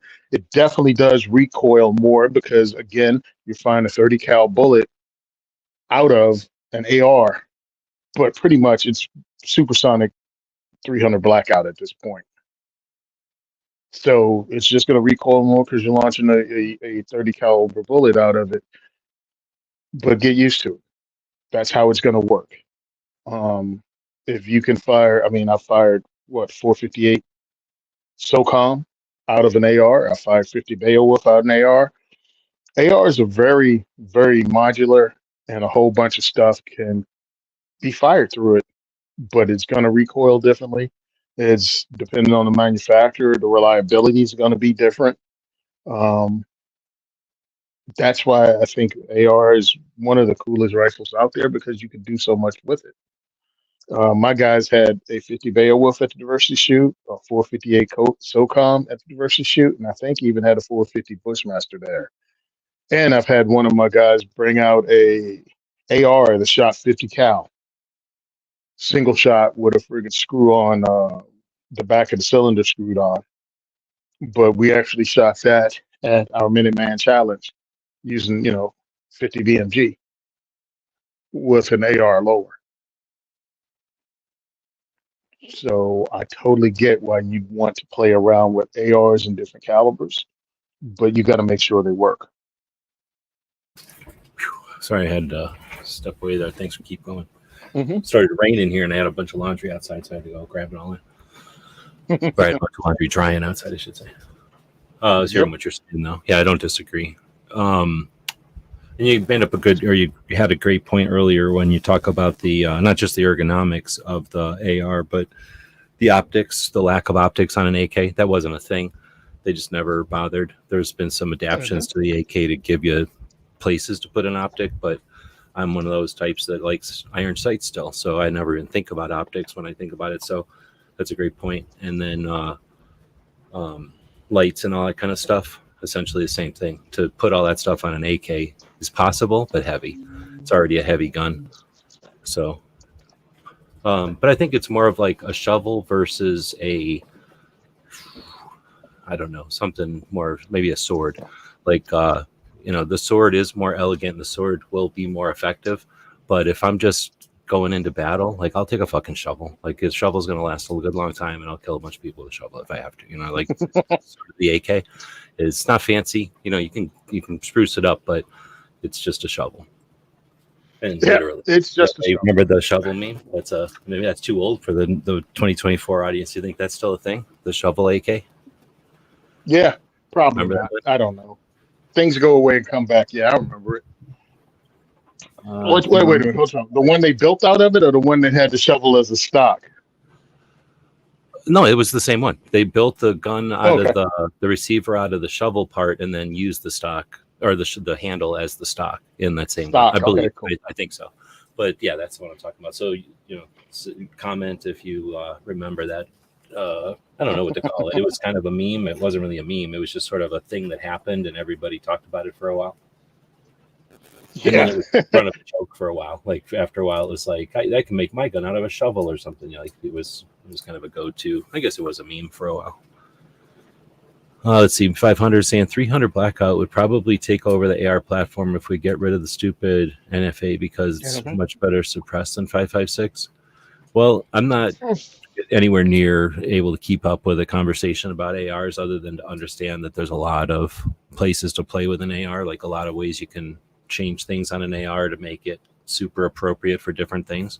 And that's one of the coolest things about it. Yeah. I think the popularity of 300 Blackout would go way up if we didn't have NFA. But also because of shorter barrels, because it doesn't need, like you said, it doesn't need the longer barrel for energy or anything. So it can be shorter, which is awesome because shorter barrel and suppressor means your overall gun length is still decent and even small sometimes. And truthfully, what will happen, and this is just my opinion, everybody's giving an opinion, it's not going to be overnight. I don't even think it's going to come near taking over for 5.56. What will happen if the NFA went away tomorrow? One, Brace is out the window and everybody has an SBR, or a lot of people have an SBR. Just because it's shorter, if you use it for home defense, it swings around easier, it's a lighter weight. Then, of course, there's going to be the run on suppressors because everybody's going to want one because it's not as loud, it looks cooler, and all of a sudden the range is a lot quieter. And that's going to happen. But just the price alone is going to have to come way down before people start buying it over 5.56. I mean, subsonic 300 Blackout. How much does that cost compared to just regular old 55 grain 5.56 that everybody's shooting at the range? So I don't think it's going to be that quick, but I think a lot of other things is going to change too. So who knows what'll happen after that? I mean, it'll make just sense, in my opinion, to have pistol caliber carbines, AR that fire 45 ACP, and you can throw a suppressor on it. And now I don't have to worry about specialized ammo or anything at all. It's just 45 ACP. We were talking about that on the podcast Tuesday, because we were talking about when you get a subsonic 300 Blackout, it's about 200 grains, right? 200 grains, 220 grain at the speed of 45 ACP, like 800, 900 feet per second. I'm like, then why not get that? And it came down to, well, what fires it? How many ARs fire a 45 ACP round? You have to pretty much build one. Call Valley, I think, makes some stuff. There's a couple companies that make 45 ACP bolts and barrels for ARs, but not that many. I just wish I lived in a free place where I could actually afford and own suppressors, because I want to check it out. I want to explore it.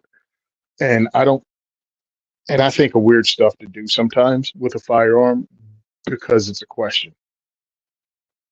Like, why not have it in this caliber? Like, I still own 40 Smith & Wesson for a couple of reasons. Always on the shelf, even in a run. It's the last caliber that disappears. 40 Smith & Wesson is still as effective as it always was, Um, I mean, 9 millimeter kind of caught up with some of the 40 Smith and Wesson defensive ammo, but it's still slightly better than nine. That's exactly what happened. And then a couple of people were like, you know what, this 147 grain, blah, blah, blah, is a little bit better than it was before. So let's jump back from 40 over there because of our tender wrists or whatever. And then everybody was like, well, hell, if he's doing it, I'm doing it. If she's doing it, I'm doing it. And if they're doing it, I have to do it because I can't do nothing that they don't do. But that's exactly how it happened. Exactly how it happened. And it was the 147 grain, whatever. I can remember whatever year that was, 8 or 9 or something, where everybody started all going, of a sudden, I heard that 147 grain is almost as effective as 40. And then it's like, I've been looking for an excuse to get rid of 40. Give me that. It recoils a lot and it hurts. Oh, the capacity's so different. You mean 2 rounds? Yeah, exactly. The difference between 15 and 13, bro? That's what you're going to hang your hat on. Okay. I was talking to the guys after the show yesterday, but I mean, not yesterday, Tuesday night, because we're all gun geeks. I'm sorry, we talked prior to our show. After the show, everybody goes off in the different directions. But prior to the show, we're talking about it. And I'm like, you know how many fads have come and gone, and the stuff that Sean, my partner back in the day, and I talked about on our early podcast of 2A4E, we were right.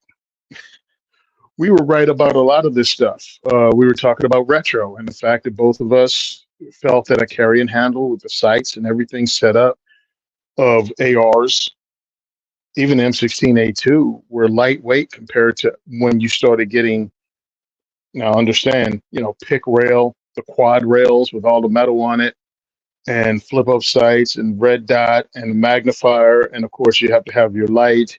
And some dudes were even doing lasers back then. So you've turned what, in essence, was a 7-pound rifle for the A1 and an 8-pound rifle for the A2 into nearly a 12-pound rifle with all the accoutrement on it.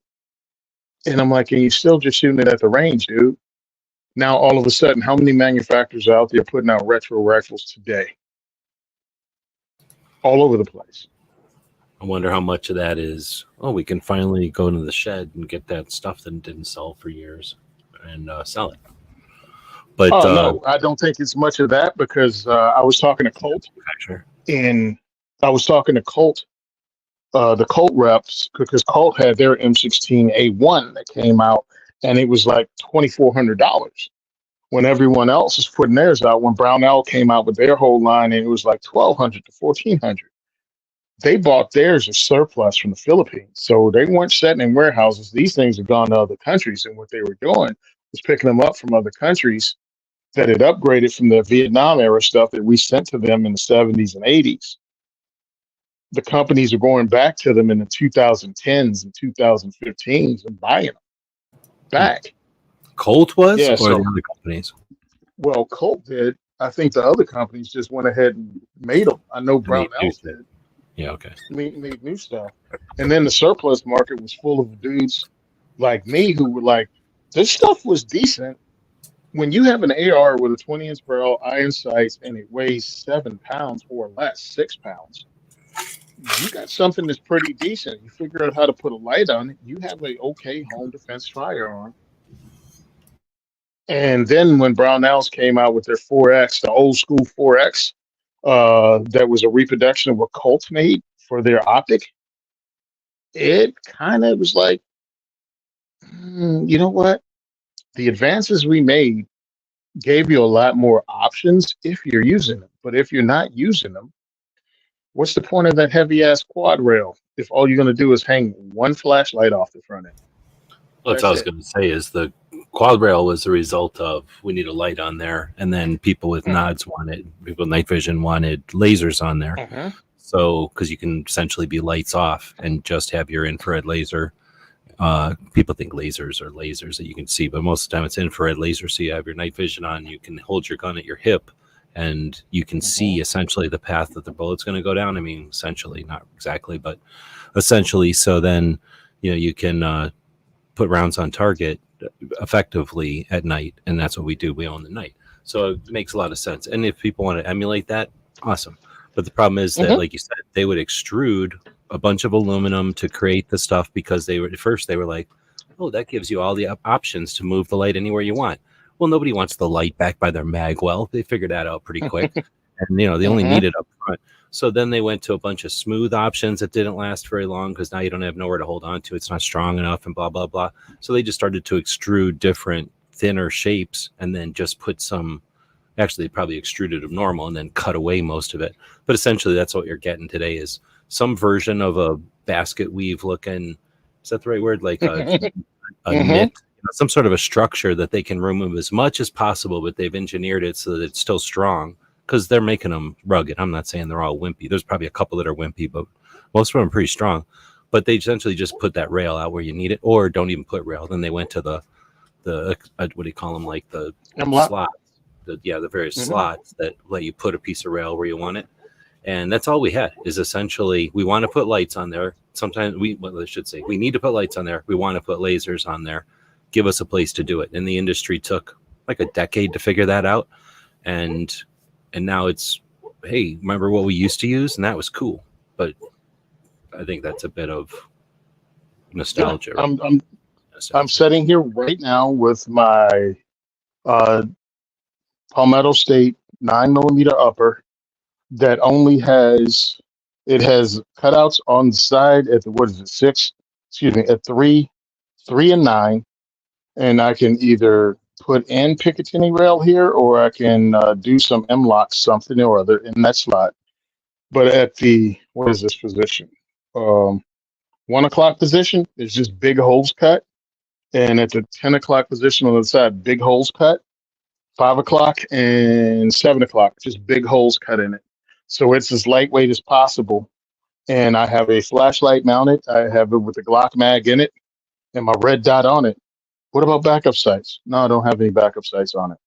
This right now is made for operationally in my home if I have to defend it, or taking it to the range and letting people shoot this for the diversity shoot. And of course, being in Jersey, I have to have it pinned and the muzzle device welded. But that's what this is set up for. And it doesn't weigh too much for new shooters who've never held a gun before to go, oh my goodness, this thing is heavy. Oh, and I take the flashlight off when I take it to diversity shoots. So it's definitely as lightweight as possible to introduce people to firearms for the first time. Maybe I'm going to take time to actually build a dedicated firearm for myself to use for home defense, that I can put everything on it and just run it as my gun. You know what I mean? When I take classes, because that's something I'm planning on doing. I want to do a series to introduce people to taking classes locally instead of running around trying to hook up with every national ranked instructor. Save yourself about 50% of the cost and the hotel room and the travel fee, and just take something at your local range within an hour or two of your house.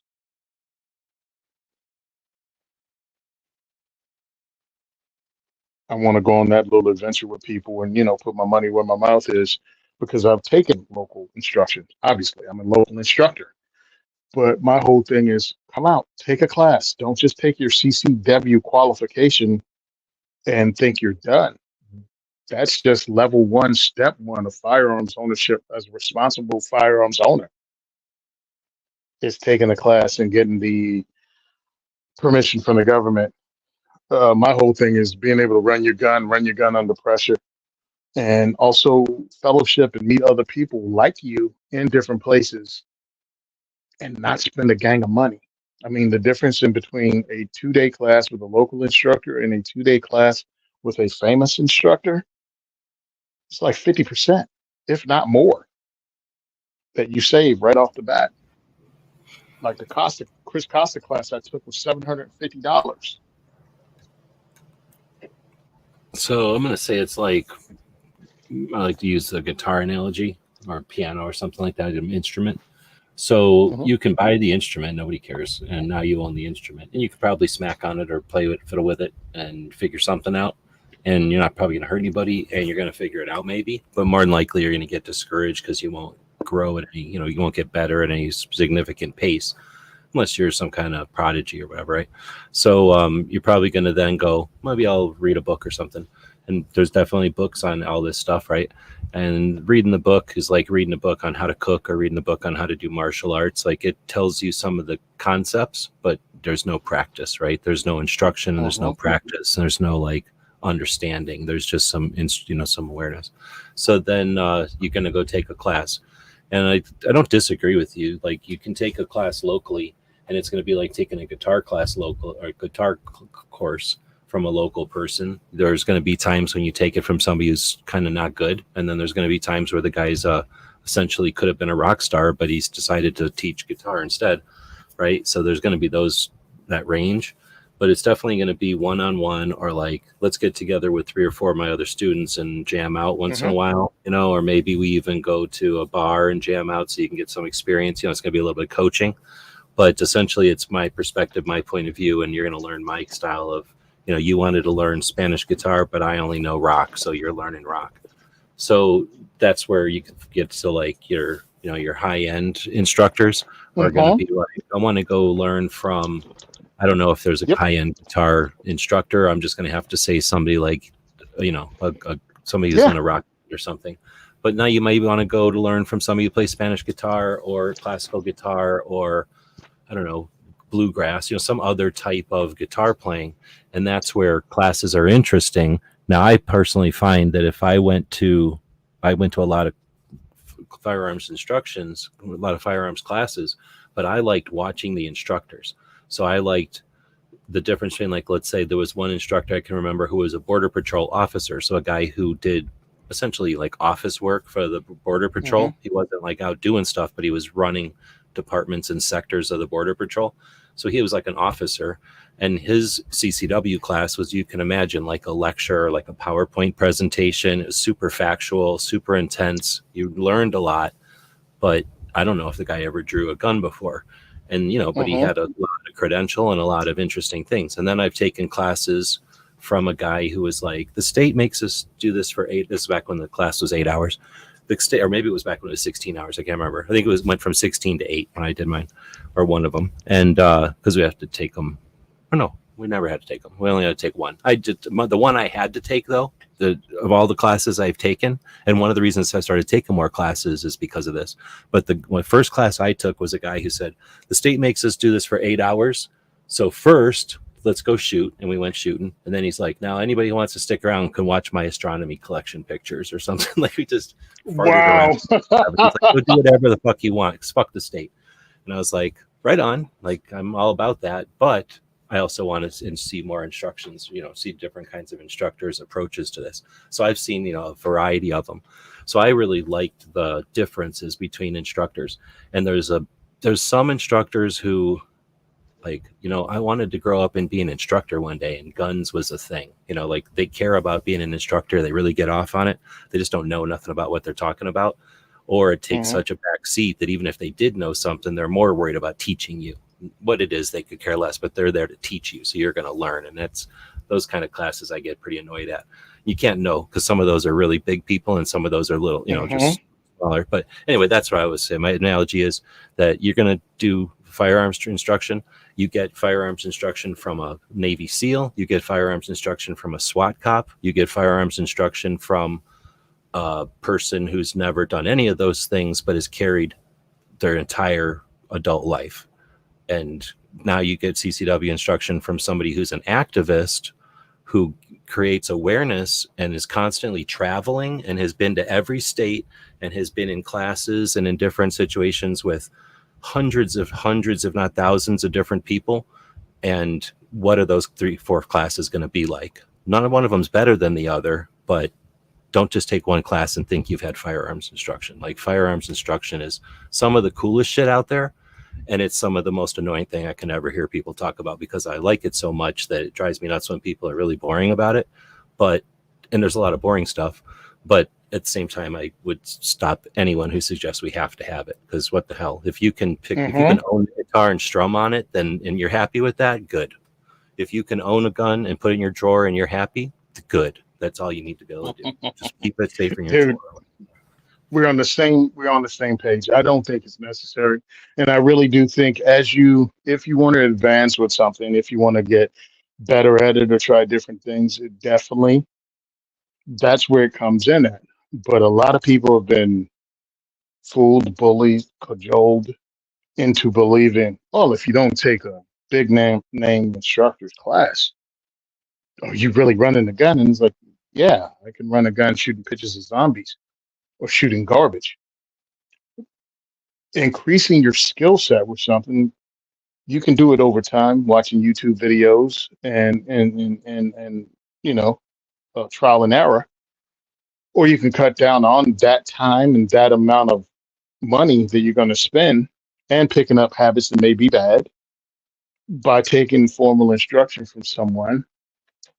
But sometimes, especially when you just get into it, you don't know whether that instructor is a good instructor or a bad instructor. He just gave you instruction. So I think it's important to take a similar class or another class from another instructor, figure out how they say stuff, do stuff, things you might have missed with the first guy, you pick up with the second lady. You know what I mean? Oh, and don't stick to just dudes and don't stick to doing classes with just guys with military experience or law enforcement experience, because that's also the different force use. And getting civilian firearm training from a citizen that has to live under the same rules all citizens do is different than getting firearms instruction from someone that could do something like lay down suppressive fire and maneuver. If that was their training, they're going to tell you something different, maybe, or at least they have a different thought process. Well, that's the Even though they thing. might- That's not like they're like, I only know how to do shoot and move. Mhm. You know, like, but the thing is, when that's your thing and you come into civilian, what you're going to do? What are you going to do? You're going to go research how to teach civilians, and you're going to teach civilians. It's just different from somebody like Mhm. I always think of, the SWAT cop, the guy. Dang, give me a second. Which one? Pat Rogers. Took me a second because we Mhm. don't say his name enough. But Pat Rogers was a dynamic law enforcement officer. He was a Marine first, and then was Yep. a SWAT cop in New York. So he was like a lot of time on a gun, a lot of different scenarios, because we don't have that kind of, like you said, we have a different rules of engagement than a SWAT cop.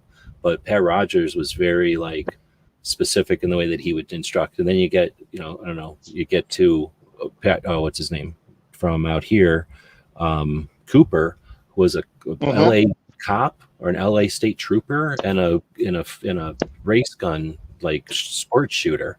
So he might have been a Marine or something. He was a Marine. He was a colonel in the Okay. Corps, lieutenant colonel. Okay. So, but was he a lieutenant colonel in the Marine Corps? Is not. I mean, if he was like on the ground in World War II and then a lieutenant colonel retired, but I don't know does he have like combat time? Like, I don't know. I don't ever got like I a combat don't know. time. But again, I don't want to act like I fucking know. I'm just trying to pick examples of people that, again, I always say like Navy and Army. Like if we're in a helicopter, we're going to shoot down. We're going to hold our guns down because we don't want to shoot engines up in the air above us. And if you're in a boat, you're going to hold your guns up because you don't want to shoot holes in the boat you're in. And it's not like Navy's wrong or Army's wrong. It's just that we're in a different vehicle, so we're going to hold our guns differently. And we're actually pointing at each other half the damn time. And we can deal with that because we know it's there now, right? But anyway, you know what I'm saying? Like there's no right or wrong. It's just to understand there's differences. And that's the fun part, is going and finding those differences.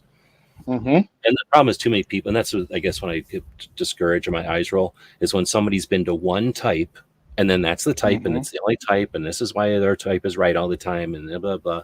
And I'm like, maybe if you were like black belt, you spent your whole life in that type, you've experienced all the others, and you still think that type is the way to go, then yeah. But to people that have only been one or two classes, and that's all they ever talk about, it's fun, it's frustrating, because that's just like anything, well, I've been to, two concerts, and I think this is the best music group. Like, okay, you can go to more concerts than that and get a bigger experience. Yep, and that's where I'm at with it. You don't have to take a class, but please, if you take a class, you're going to have fun. You're going to learn some stuff, and you're going to learn different things with different people. I enjoyed every class I've taken because it came from different people, and of course you can learn on your own. You watch videos, you do all that kind of stuff. I think it's fun. We have some people that collect certificates, and that's fine too, because the industry needs to live and grow. But for me, I like taking classes because it challenges myself. I can bring the things I've learned to the range, and I can also suggest to people that you take classes because you might not like the way this person teaches, but you might love the way this other person teaches. But don't become an acolyte of that person, or even worse, I guess, a disciple. Then Yeah, whatever they that's say is golden. It's like, bro, let it go. He has a point of view, and a really good instructor will give you multiple points of view from their own experience, especially if they see you're not getting it. They'll just tell you another way to do it. And that's what I enjoy. I enjoy that because me taking classes as an instructor makes me a better instructor. yeah. See, that would be interesting too to start because I've taken a lot of classes, but back in the day, right? And it was definitely like you're saying, the disciples are of so and so. Like I'm the disciple of Cooper. I'm the disciple Hmm. of somebody else. I'm the disciple of somebody else. And there was like maybe five different ways of coming at it.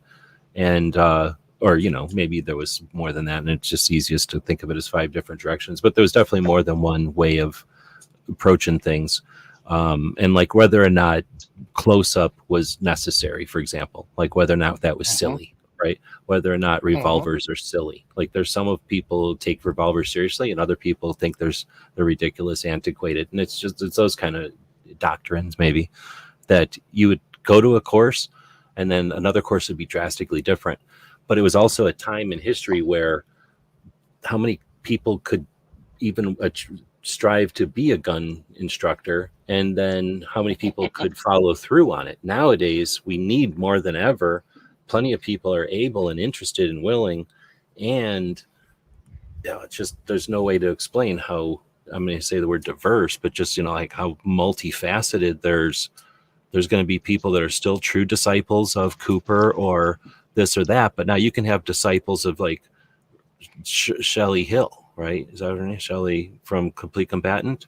Like, then you can have disciples that are probably coming out of the Girl in a Gun conferences. That conference is Hmm. many years strong now, with 1,000 ladies. Can you imagine the training dogmas? I don't know if that's the right word, but just the True. versions that are coming out of there because they're getting honed. They're probably getting shaped.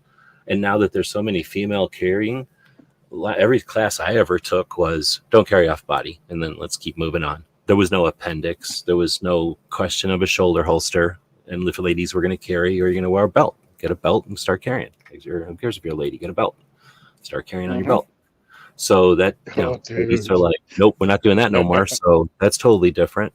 And well, again, and here's, I don't know. And I know it gets a little reckless because let's say there's somebody who has a body shape where I can draw from here, and then somebody else has a body shape where if I draw from here and shoot myself, then I'm going to be on the internet for the rest of the time shooting myself, right? So Yep. there's got to be an element of that. So yeah, it would be amazing to go travel the country and just, I used to audit them. I don't know Dude. if I'll still allow people to do that. I would Yeah. just take the class for free and review it. And people were thrilled to have me show up. And I was like, I'm not going to give away every secret of the class. I'm just going to try to show the class. And once I did a few of them, like blog posts, essentially, other instructors were like, oh yeah, for sure. Please do that. It's essentially free advertising for my course. And then for me, like I said, I got to experience the class and the instructor without having to pull a gun out. So I wasn't focused on if I was shooting good or sweating or Hmm. nothing. Like I was just constant. I was just like literally a fly on the wall. I loved it. So if you're interested in doing something like that, I mean, back in the day, it was as easy as asking, and I had maybe a couple of I actually weekends. used to I love those because I used to read them. I used to go through and read the suckers because I thought it was interesting how other people taught. And this is before I started teaching classes Oh yeah, this was well because, after Action. Should I go grab it? It's from like say mid 2000s probably. mhm, yeah, because I started in 2012 and I really wanted to be able to teach people the fundamentals. I wanted you to have that basic fundamental. This is the reputation Sean and I said we wanted. When a student came, when an instructor came to us and go, "Hey, one of your students signed up for my, number one class or my, gunfighting 101 class," and I knew that he was going to be a solid student, that I didn't have to watch like a hawk because he'd taken your class because I knew he had the fundamentals down of firearm safety and he's able to hit the target. That's the rep I wanted. Not that I created operators, but that I actually put students out that were safe to be around, and you didn't have to fear they were going to kill you by accident. Nice. And those were the years. So it looks like I started in 6 with tactical response, and while I was reviewing that, the guy from Front Sight was like posting on the forums, and I was like, "What are you trying to blah blah? Like, get out of here with your ads." And he's like, "No, no, really, we're awesome. Come on up." So boom, took all these classes at Front Sight, and then I was hooked. So I was like, "Hell, anybody that comes near Tucson, I'm going to ask them if I can come to their class." And I had a couple maybe say no, but it was mostly no because I don't know you, and this is a military only class, so I can understand the no. Mhm. And then after a while, it was like, "Oh, you can come to the military only classes, just don't bring your camera." So that was there's ones in here that aren't even listed because I didn't review them. So it got to that where, and then there's other ones when friends were just like, "Hey, we're doing something. Can we come down to Tucson and take pictures for us?" And I'm like, "Fuck yeah," because we got plenty of cool ranges. You know, it looks nice with the mountains and stuff sometimes. And they knew that they could come down and hang out. So obviously it stopped at some point because I moved on, but yeah, that was many years of fun. And like I said, it would be neat to, I would like to get traveling again. Sooner or later I will potentially get back on the road again. And in addition to the museums and gun shops and gun shows, it would be cool to like I said, I don't want to drag around with guns and try to be a gunfighter when I'm old like this, but I definitely like to watch some of these classes happen and see how people instruct. If you got time, I agree with you, dude. Yeah, go ahead, bro. What's up? I was to say, if you got time, we got another question from 500 Magnum. Yeah. And since I was farting around here, I already brought up with my series of videos or whatever. So he said, do y'all have any experience with Springfield XD9, the HS2000? I like the look of that gun, but I may just go with the Glock 17 because I'm already used to the Glock platform and have the holsters. I hate the Springfields, and it's because of, one, I owned one and I didn't like it, and I felt like I got suckered into it, and then two, because I hate Springfield, the company. So I'm allowed to hate them, and I don't get paid by them, and I don't get paid by anybody else. So I just hate them because of their what they've done, and I feel like I'm allowed to continue acknowledging that. That being said, their guns are like, out of 10, I'm going to give them like a 6, 7 because they're kind of good. They're rugged, but what the fuck grip safety? This is 2000. Well, it's literally an HS 2000 and they put a grip safety on it. Like, I don't know how out of touch, tone deaf you could be, but you're going to go to all the trouble of making that gun turkey. Like, take the damn grip safety out of it. So for that reason, I always hated it. But then the thing that got me is I was getting back into guns, and I went to the gun shop, and they had the HS2. Well, they had the Springfields with 2 different grips. I was hoping in this video you'd see it. I guess I don't have one here, but you know, they had like the compact one, and then you'd buy the compact one would come in a kit with a holster and some other shit. And that's one of the reasons they got you as a new gun owner, because it's off the screen. Like, oh, I don't know what all I need to buy. Oh, but if I buy this set, maybe I'm going to open the box here. Look what I get. I get a loader, and I get a different holster, and I get a mag carrier. Oh my goodness. It's like I'm getting a whole department store's worth of shit. But then when you bought a compact, right? Here, I'm about to do it. You get it. Am I allowed to do this on the internet anymore? Oh shit. This might be, who knows how this live thing is going to go. Let's see if I get us tapped for this. But essentially what I'm about to do is jam. Let me just fast forward so it just happens magically. Oh shit, I happened too far. So I essentially jam this mag with a little sleeve on it into the bigger gun. And I thought that was the coolest shit. I was like, this is better than James Bond. This is amazing. So I bought it like a sucker. And then like literally like 15 minutes later, I figured out how guns work, and I got back into guns more. Like, you know, I've always been into guns, but I wasn't paying attention. And I bought that stupid SIG, or what is it, XD. And XD. then I'm like, Glock? Did I already own a Glock? I don't really remember anymore. I'd have to really put some thought into this, but I can remember being like offended that I bought this XD, because as soon as I started hanging out at the gun shop more and figuring it out, I'm like, look at this thing. It's like it's designed, it's marketed for the person who doesn't know what's going on. So, I mean, If you love them, I'm sorry I'm hurting your tender feelings or whatever, but this gun is marketed to people that aren't familiar with guns yet, and it's like a load of shit. It's sort of like the drill that has all the extra bits and things that you're never going to need, but they sell it at the Home Depot to the guy who needs I don't know which drill to buy. So anyway, I just think of it as like a commodity gun that is appealing to the new gun owner, the novice, and it's not that it's bad, but it has a grip safety, so it is bad. I really don't like grip safeties because I live where there's rocks. I live in literally everywhere there's rocks.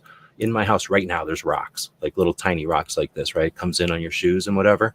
It'll just come in with the dogs. Like you're bringing a package, there's a little bit of gravel, and that's exactly the kind of shit that jams up a grip safety. And people will fight me all the time, and I'm like, Murphy's Law exists because the worst thing's going to happen at the worst time. That's not just a saying. It's just been like that since the beginning of time. So why would you open yourself up for an instance for Murphy's Law to happen to you? Is that too old an analogy? Do people know what Murphy's Law is anymore? I don't even know. But those are my reasons for the XD. Otherwise, it's a solid gun. It does look kind of cool. I don't like it anymore because now they say like grip zone or whatever on them. I kind of liked that you got everything at the same time. But like I say, once I kind of got into it, I was like, you know what? This is like that shitty introductory drill you buy. It's not a bad drill, but they know that you're buying it. You're immediately going to buy something else. But I don't know. Anyway, do you have and then the other thing is when you buy the compact, it's got a rail on it. Except little do they tell you in 2000 and whatever this was, probably 2006 for me. You're not going to find no light for that rail. Are you kidding me? It's cosmetic as best. But that being said, it's definitely a strong gun. Like it's not falling apart, and it wasn't super heavy. It was better than a metal gun, I suppose. But the grip safety. All right, so, anyway, I'll shut up. What do you think? What's yours? Okay, let's go ahead and start it right off. I have an issue with Springfield Armory and the dirt they pulled in 2016 in Illinois.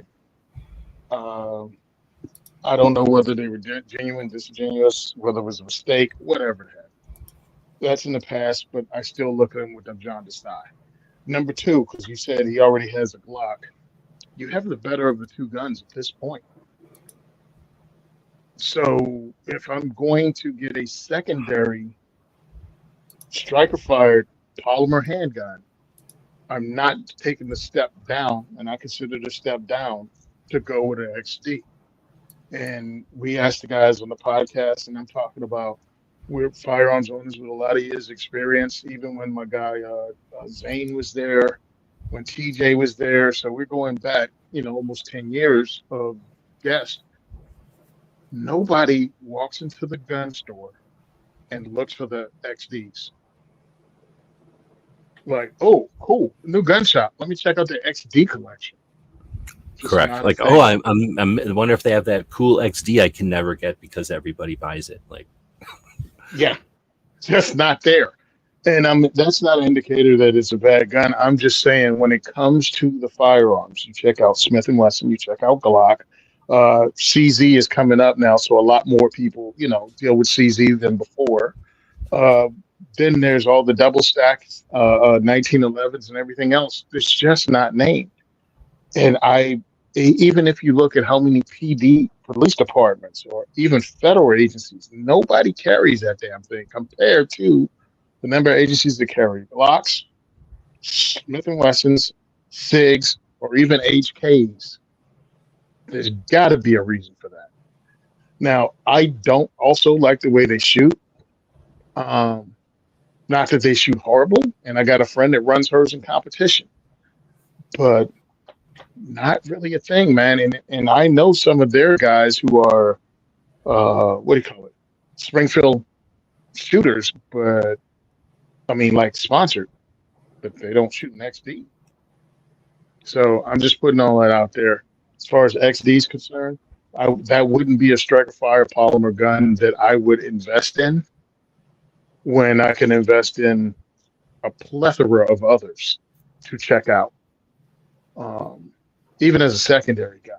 Like right now, one of the things I want to look at is the TSOS PX9. And that's because they're on their Gen 3. It takes P226 mags. It uses Glock sights, and it comes with side plates, pretty much like a HKP 30, so you can figure out what your hand grip is, that what works for you.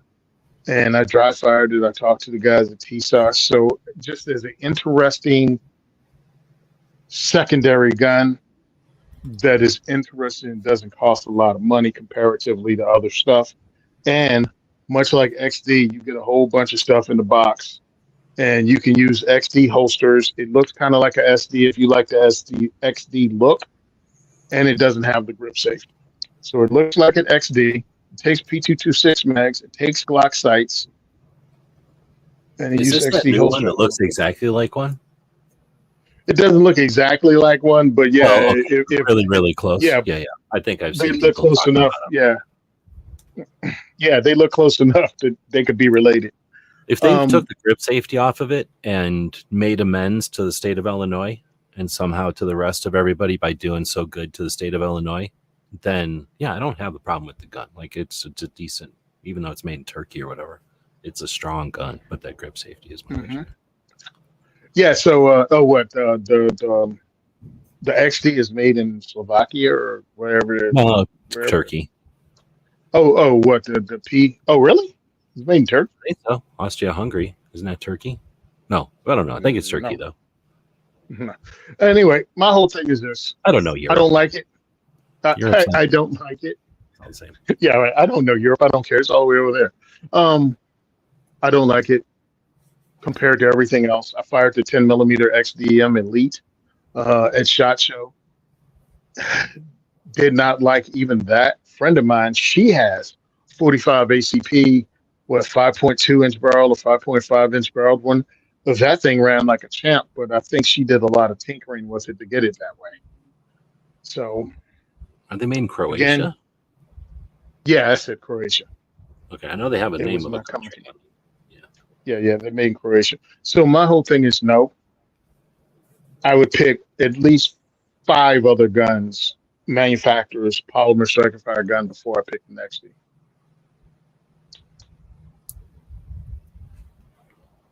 I've just been scrolling through your Instagram. If you jam down on your mouse, you get this little circle that shows up, and then depending on how far away you move from that mouse, it'll just scroll. So I like to do that every once in a while. Instagram hates it, by the way. Oh, really? Yeah, they don't like showing. They don't like people scrolling. They like people caring about what's happening today. But I do like that they let you do this. I think it's really neat. And it gives you an idea of what Tony's doing over there. Having fun, doing his thing, sharing, reposting once in a while. And it's advocacy. Every once in a while you see some gun stuff.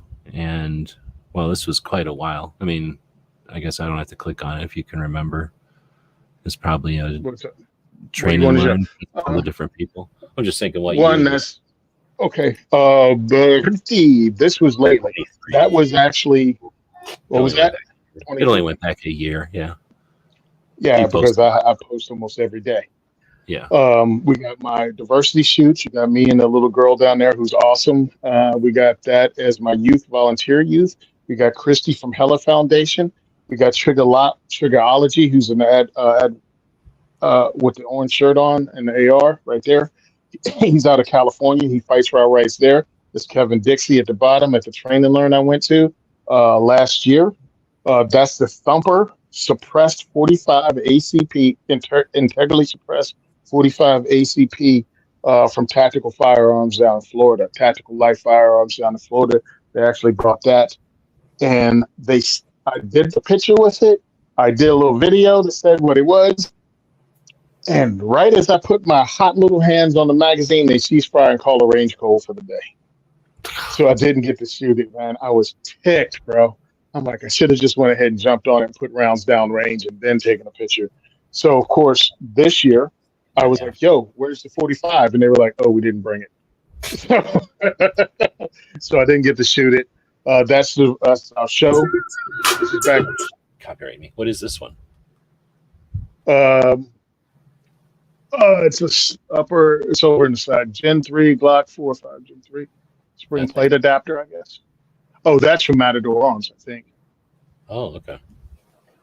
Yeah, it's in the Does it have a mag well up front, or is it in the He says Ruger. Did Ruger just give us an Hold on. MP7? Yep, it's the Ruger LC Charger in 5.7. Oh shit! Where's the? Oh, is it just got a little goofy magazine like a 1022 in it right now? It uses the magazine and the pistol grip. It uses actually, I think it uses the 5.7 mag. Oh, so That's shit. it. That's like, what are they? 30-round mags? Nice. 20 something round max. Actually, he SBR'd this. What's his name? What's that Oh, guy's okay. name? Coolio Noir. Coolio Noir eventually SBR'd it. And I think it's a really cool thing, especially if it runs. If you want something lightweight like that, it can be one of those bag guns that you carry around or have it in your truck gun. Because of the lightweight, especially if you SBR to have another pistol. And no, somebody asked that question: can we have pistol rifles here in Jersey? No, we can't have like an AR pistol, but what we can have is a non-NFA rifle, which has, I think, the overall length of even 26 or 27 inches overall. Like a firearm. It's virtually it's virtually an AR pistol, but it has to have a vertical grip on it. It somehow falls between. It's a firearm. It falls between every definition or something, right? Yeah, it falls between every definition. So we can't have the pistol, but you can have something the exact same size as a damn AR pistol, but have a vertical grip on it, and it's illegal. So that's the craziness we have to deal with here. And they're going to be sued, or actually, they're getting sued over that currently, along with a plethora of other things, and they're going to take an L eventually on all of it. And I can't wait because I want to get those kind of things out to people at diversity shoots, because I think it knocks the weight down on it and it gives you a hell of a lot more options. So when I can get a person that's shooting guns for the first time to have a 5.5 pound AR with an optic, with sights, and with flashlight, it may get to 6 pounds. But this can be their home defense gun. This can be their fun gun. This is the thing they can take out and introduce friends to firearms with. I think that would be great. Well, I don't pay attention, so I didn't know about this. But it's a 5.7. What do they call it? Which version of Ruger? All right. How about now? Hello? Yeah, I can hear you. Did I get lost? I don't know what it was because I had a little swirling mark on mine, so I might have dropped off for a second. But I didn't hear you. You said you don't pay attention. LC Charger. It's called the Charger. Yep. So the Charger is their PC 9, but now in 5.7, and they jam the mag up into there. I'm going to go around saying the 5.7 is the 9mm killer. It's going to be, once that 9mm fad's over, 5.7 is going to take over. That's my new campaign. Hey, man. I'm going to invest heavily in 5.7. Yeah, exactly. All right. So I'm going to say let's start wrapping it up. We're at 2 hours and 22 minutes. And I ran it so late last time we ended up BSing offline, which is half the reason we do this, so we can BS offline. But I just have to go do some stuff later on. So I want to end this so we don't have to get too pressured here. Yep. But thanks everybody for joining us. If we're missing anything, let me know. Tony's going to tell us about the next diversity shoot that's coming up, and that'll give you a chance if you got any questions that are good for this show or this episode, or if we missed something. We do have a bunch of people joining us, a ton of people over on the X. You're allowed to be part of the show. So you watch CNT Design said, and it's AOW, and I'm able to put that on the screen. Krabby Turtle said, and it's all as well. Coop, how about you? See, this is the kind of stuff that's happening. Mr. Knives dishing out candy bars. Those are chocolate bars right on the screen. Why? Because they're all typing. You're allowed to do that on X. It'll show up over here, and we can put it up on the screen. But anyway, thanks everybody for joining us. If you want to be part of it, be part of it. But Tony, what's the next? Or as we're wrapping up, what do you got coming? Yep.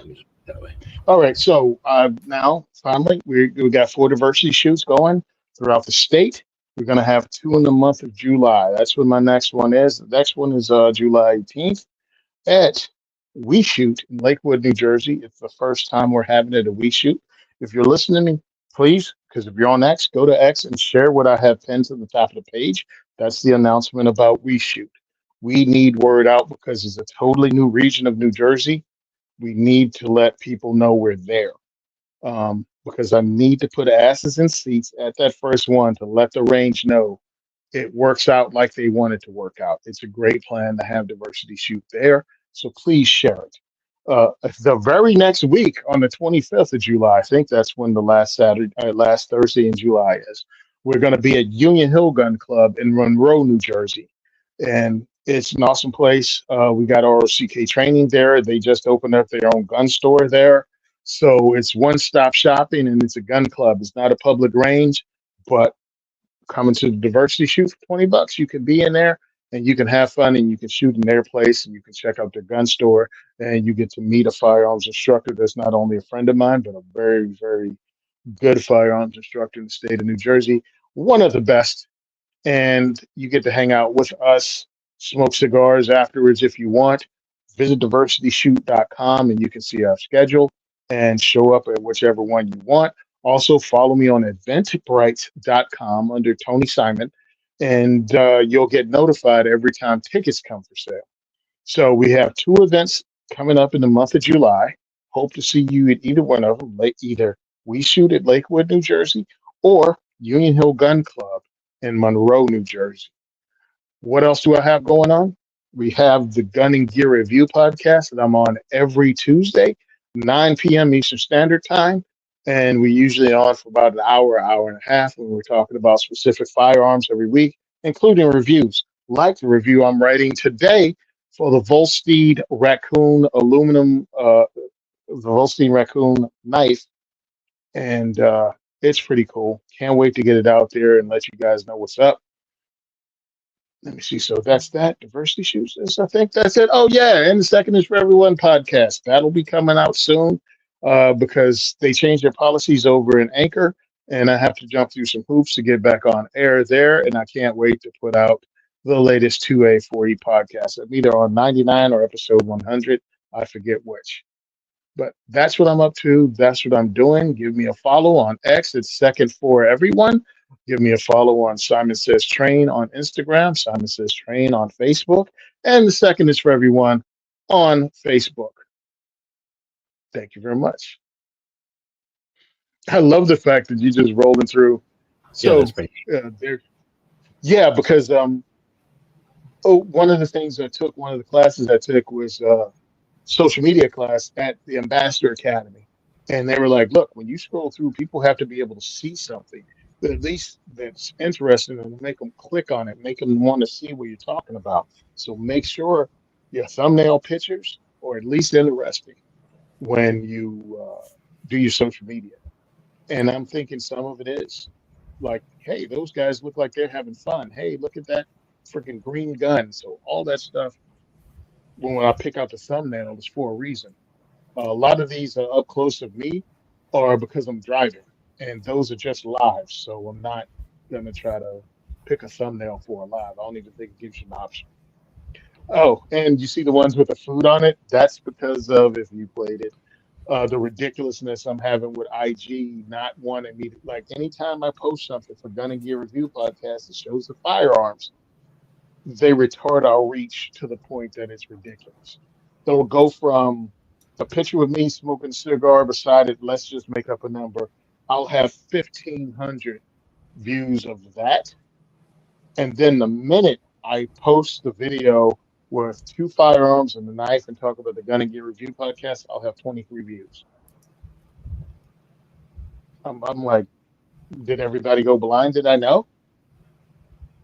Sorry, and I was some of the closing something. What were the numbers that you had? What was the difference in numbers? Oh, like the difference in numbers between posting firearms related stuff for the Gun and Gear Review podcast and just something of me just speaking. The difference is like 23 for the Gun and Gear Review podcast views to 500 of me speaking. Crazy. And It's then food just is more than weird. that. Food is slightly more than the Gun and Gear Review podcast showing firearms.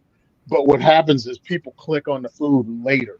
So, like the Gun and Gear Review, when I'm talking about that and I'm posting the videos up, it's to get the people to watch the show Tuesday. And that's what I'm looking for. How many people like saw it, clicked on it? But when I do food, like 3 weeks from now, somebody will post, "Man, that food was great. I'm hungry." Yeah. And Okay. I'm like, "Listen to the damn show. The thing's about the podcast, bro." But engagement's engagement. And I record this, and I don't know if the people who are listening now know. I record that and take those pictures for my Google Maps food reviews that I do. So they encourage us to actually shoot short videos for the food uh, reviews, and they actually have.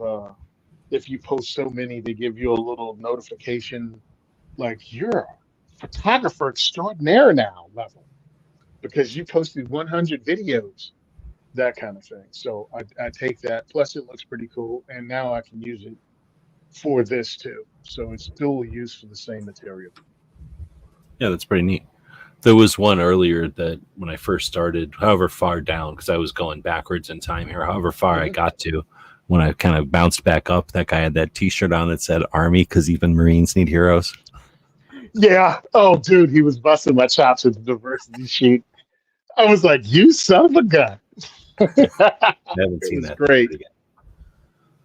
All right, and then, dang it! Oh, you know what? I was going to say something. The one of the things I've been doing is called Whatnot, and that is essentially a live stream like this, but with eBay mixed into it. You sell stuff on there, so it's a lot of people with baseball card collections and comic books, I think is how it started, but then it diversified into a lot of stuff, including people that go to like storage auctions and buy like the whole auction, or go to have their like garage sale online essentially. And that's what I do. Is essentially it's like a garage sale. I do a lot of show and tell for making video reviews of stuff, so I got to get rid of all that stuff.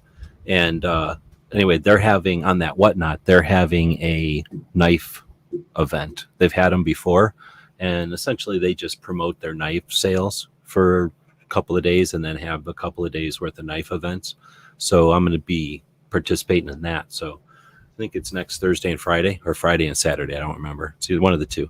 But either way, in about a week from now, if you're interested in buying some cheap knives or less expensive knives, I usually get them out about half the price of what they would be retail, or less or more, kind of depending on if it's a cool one or not, or if anybody bids against you.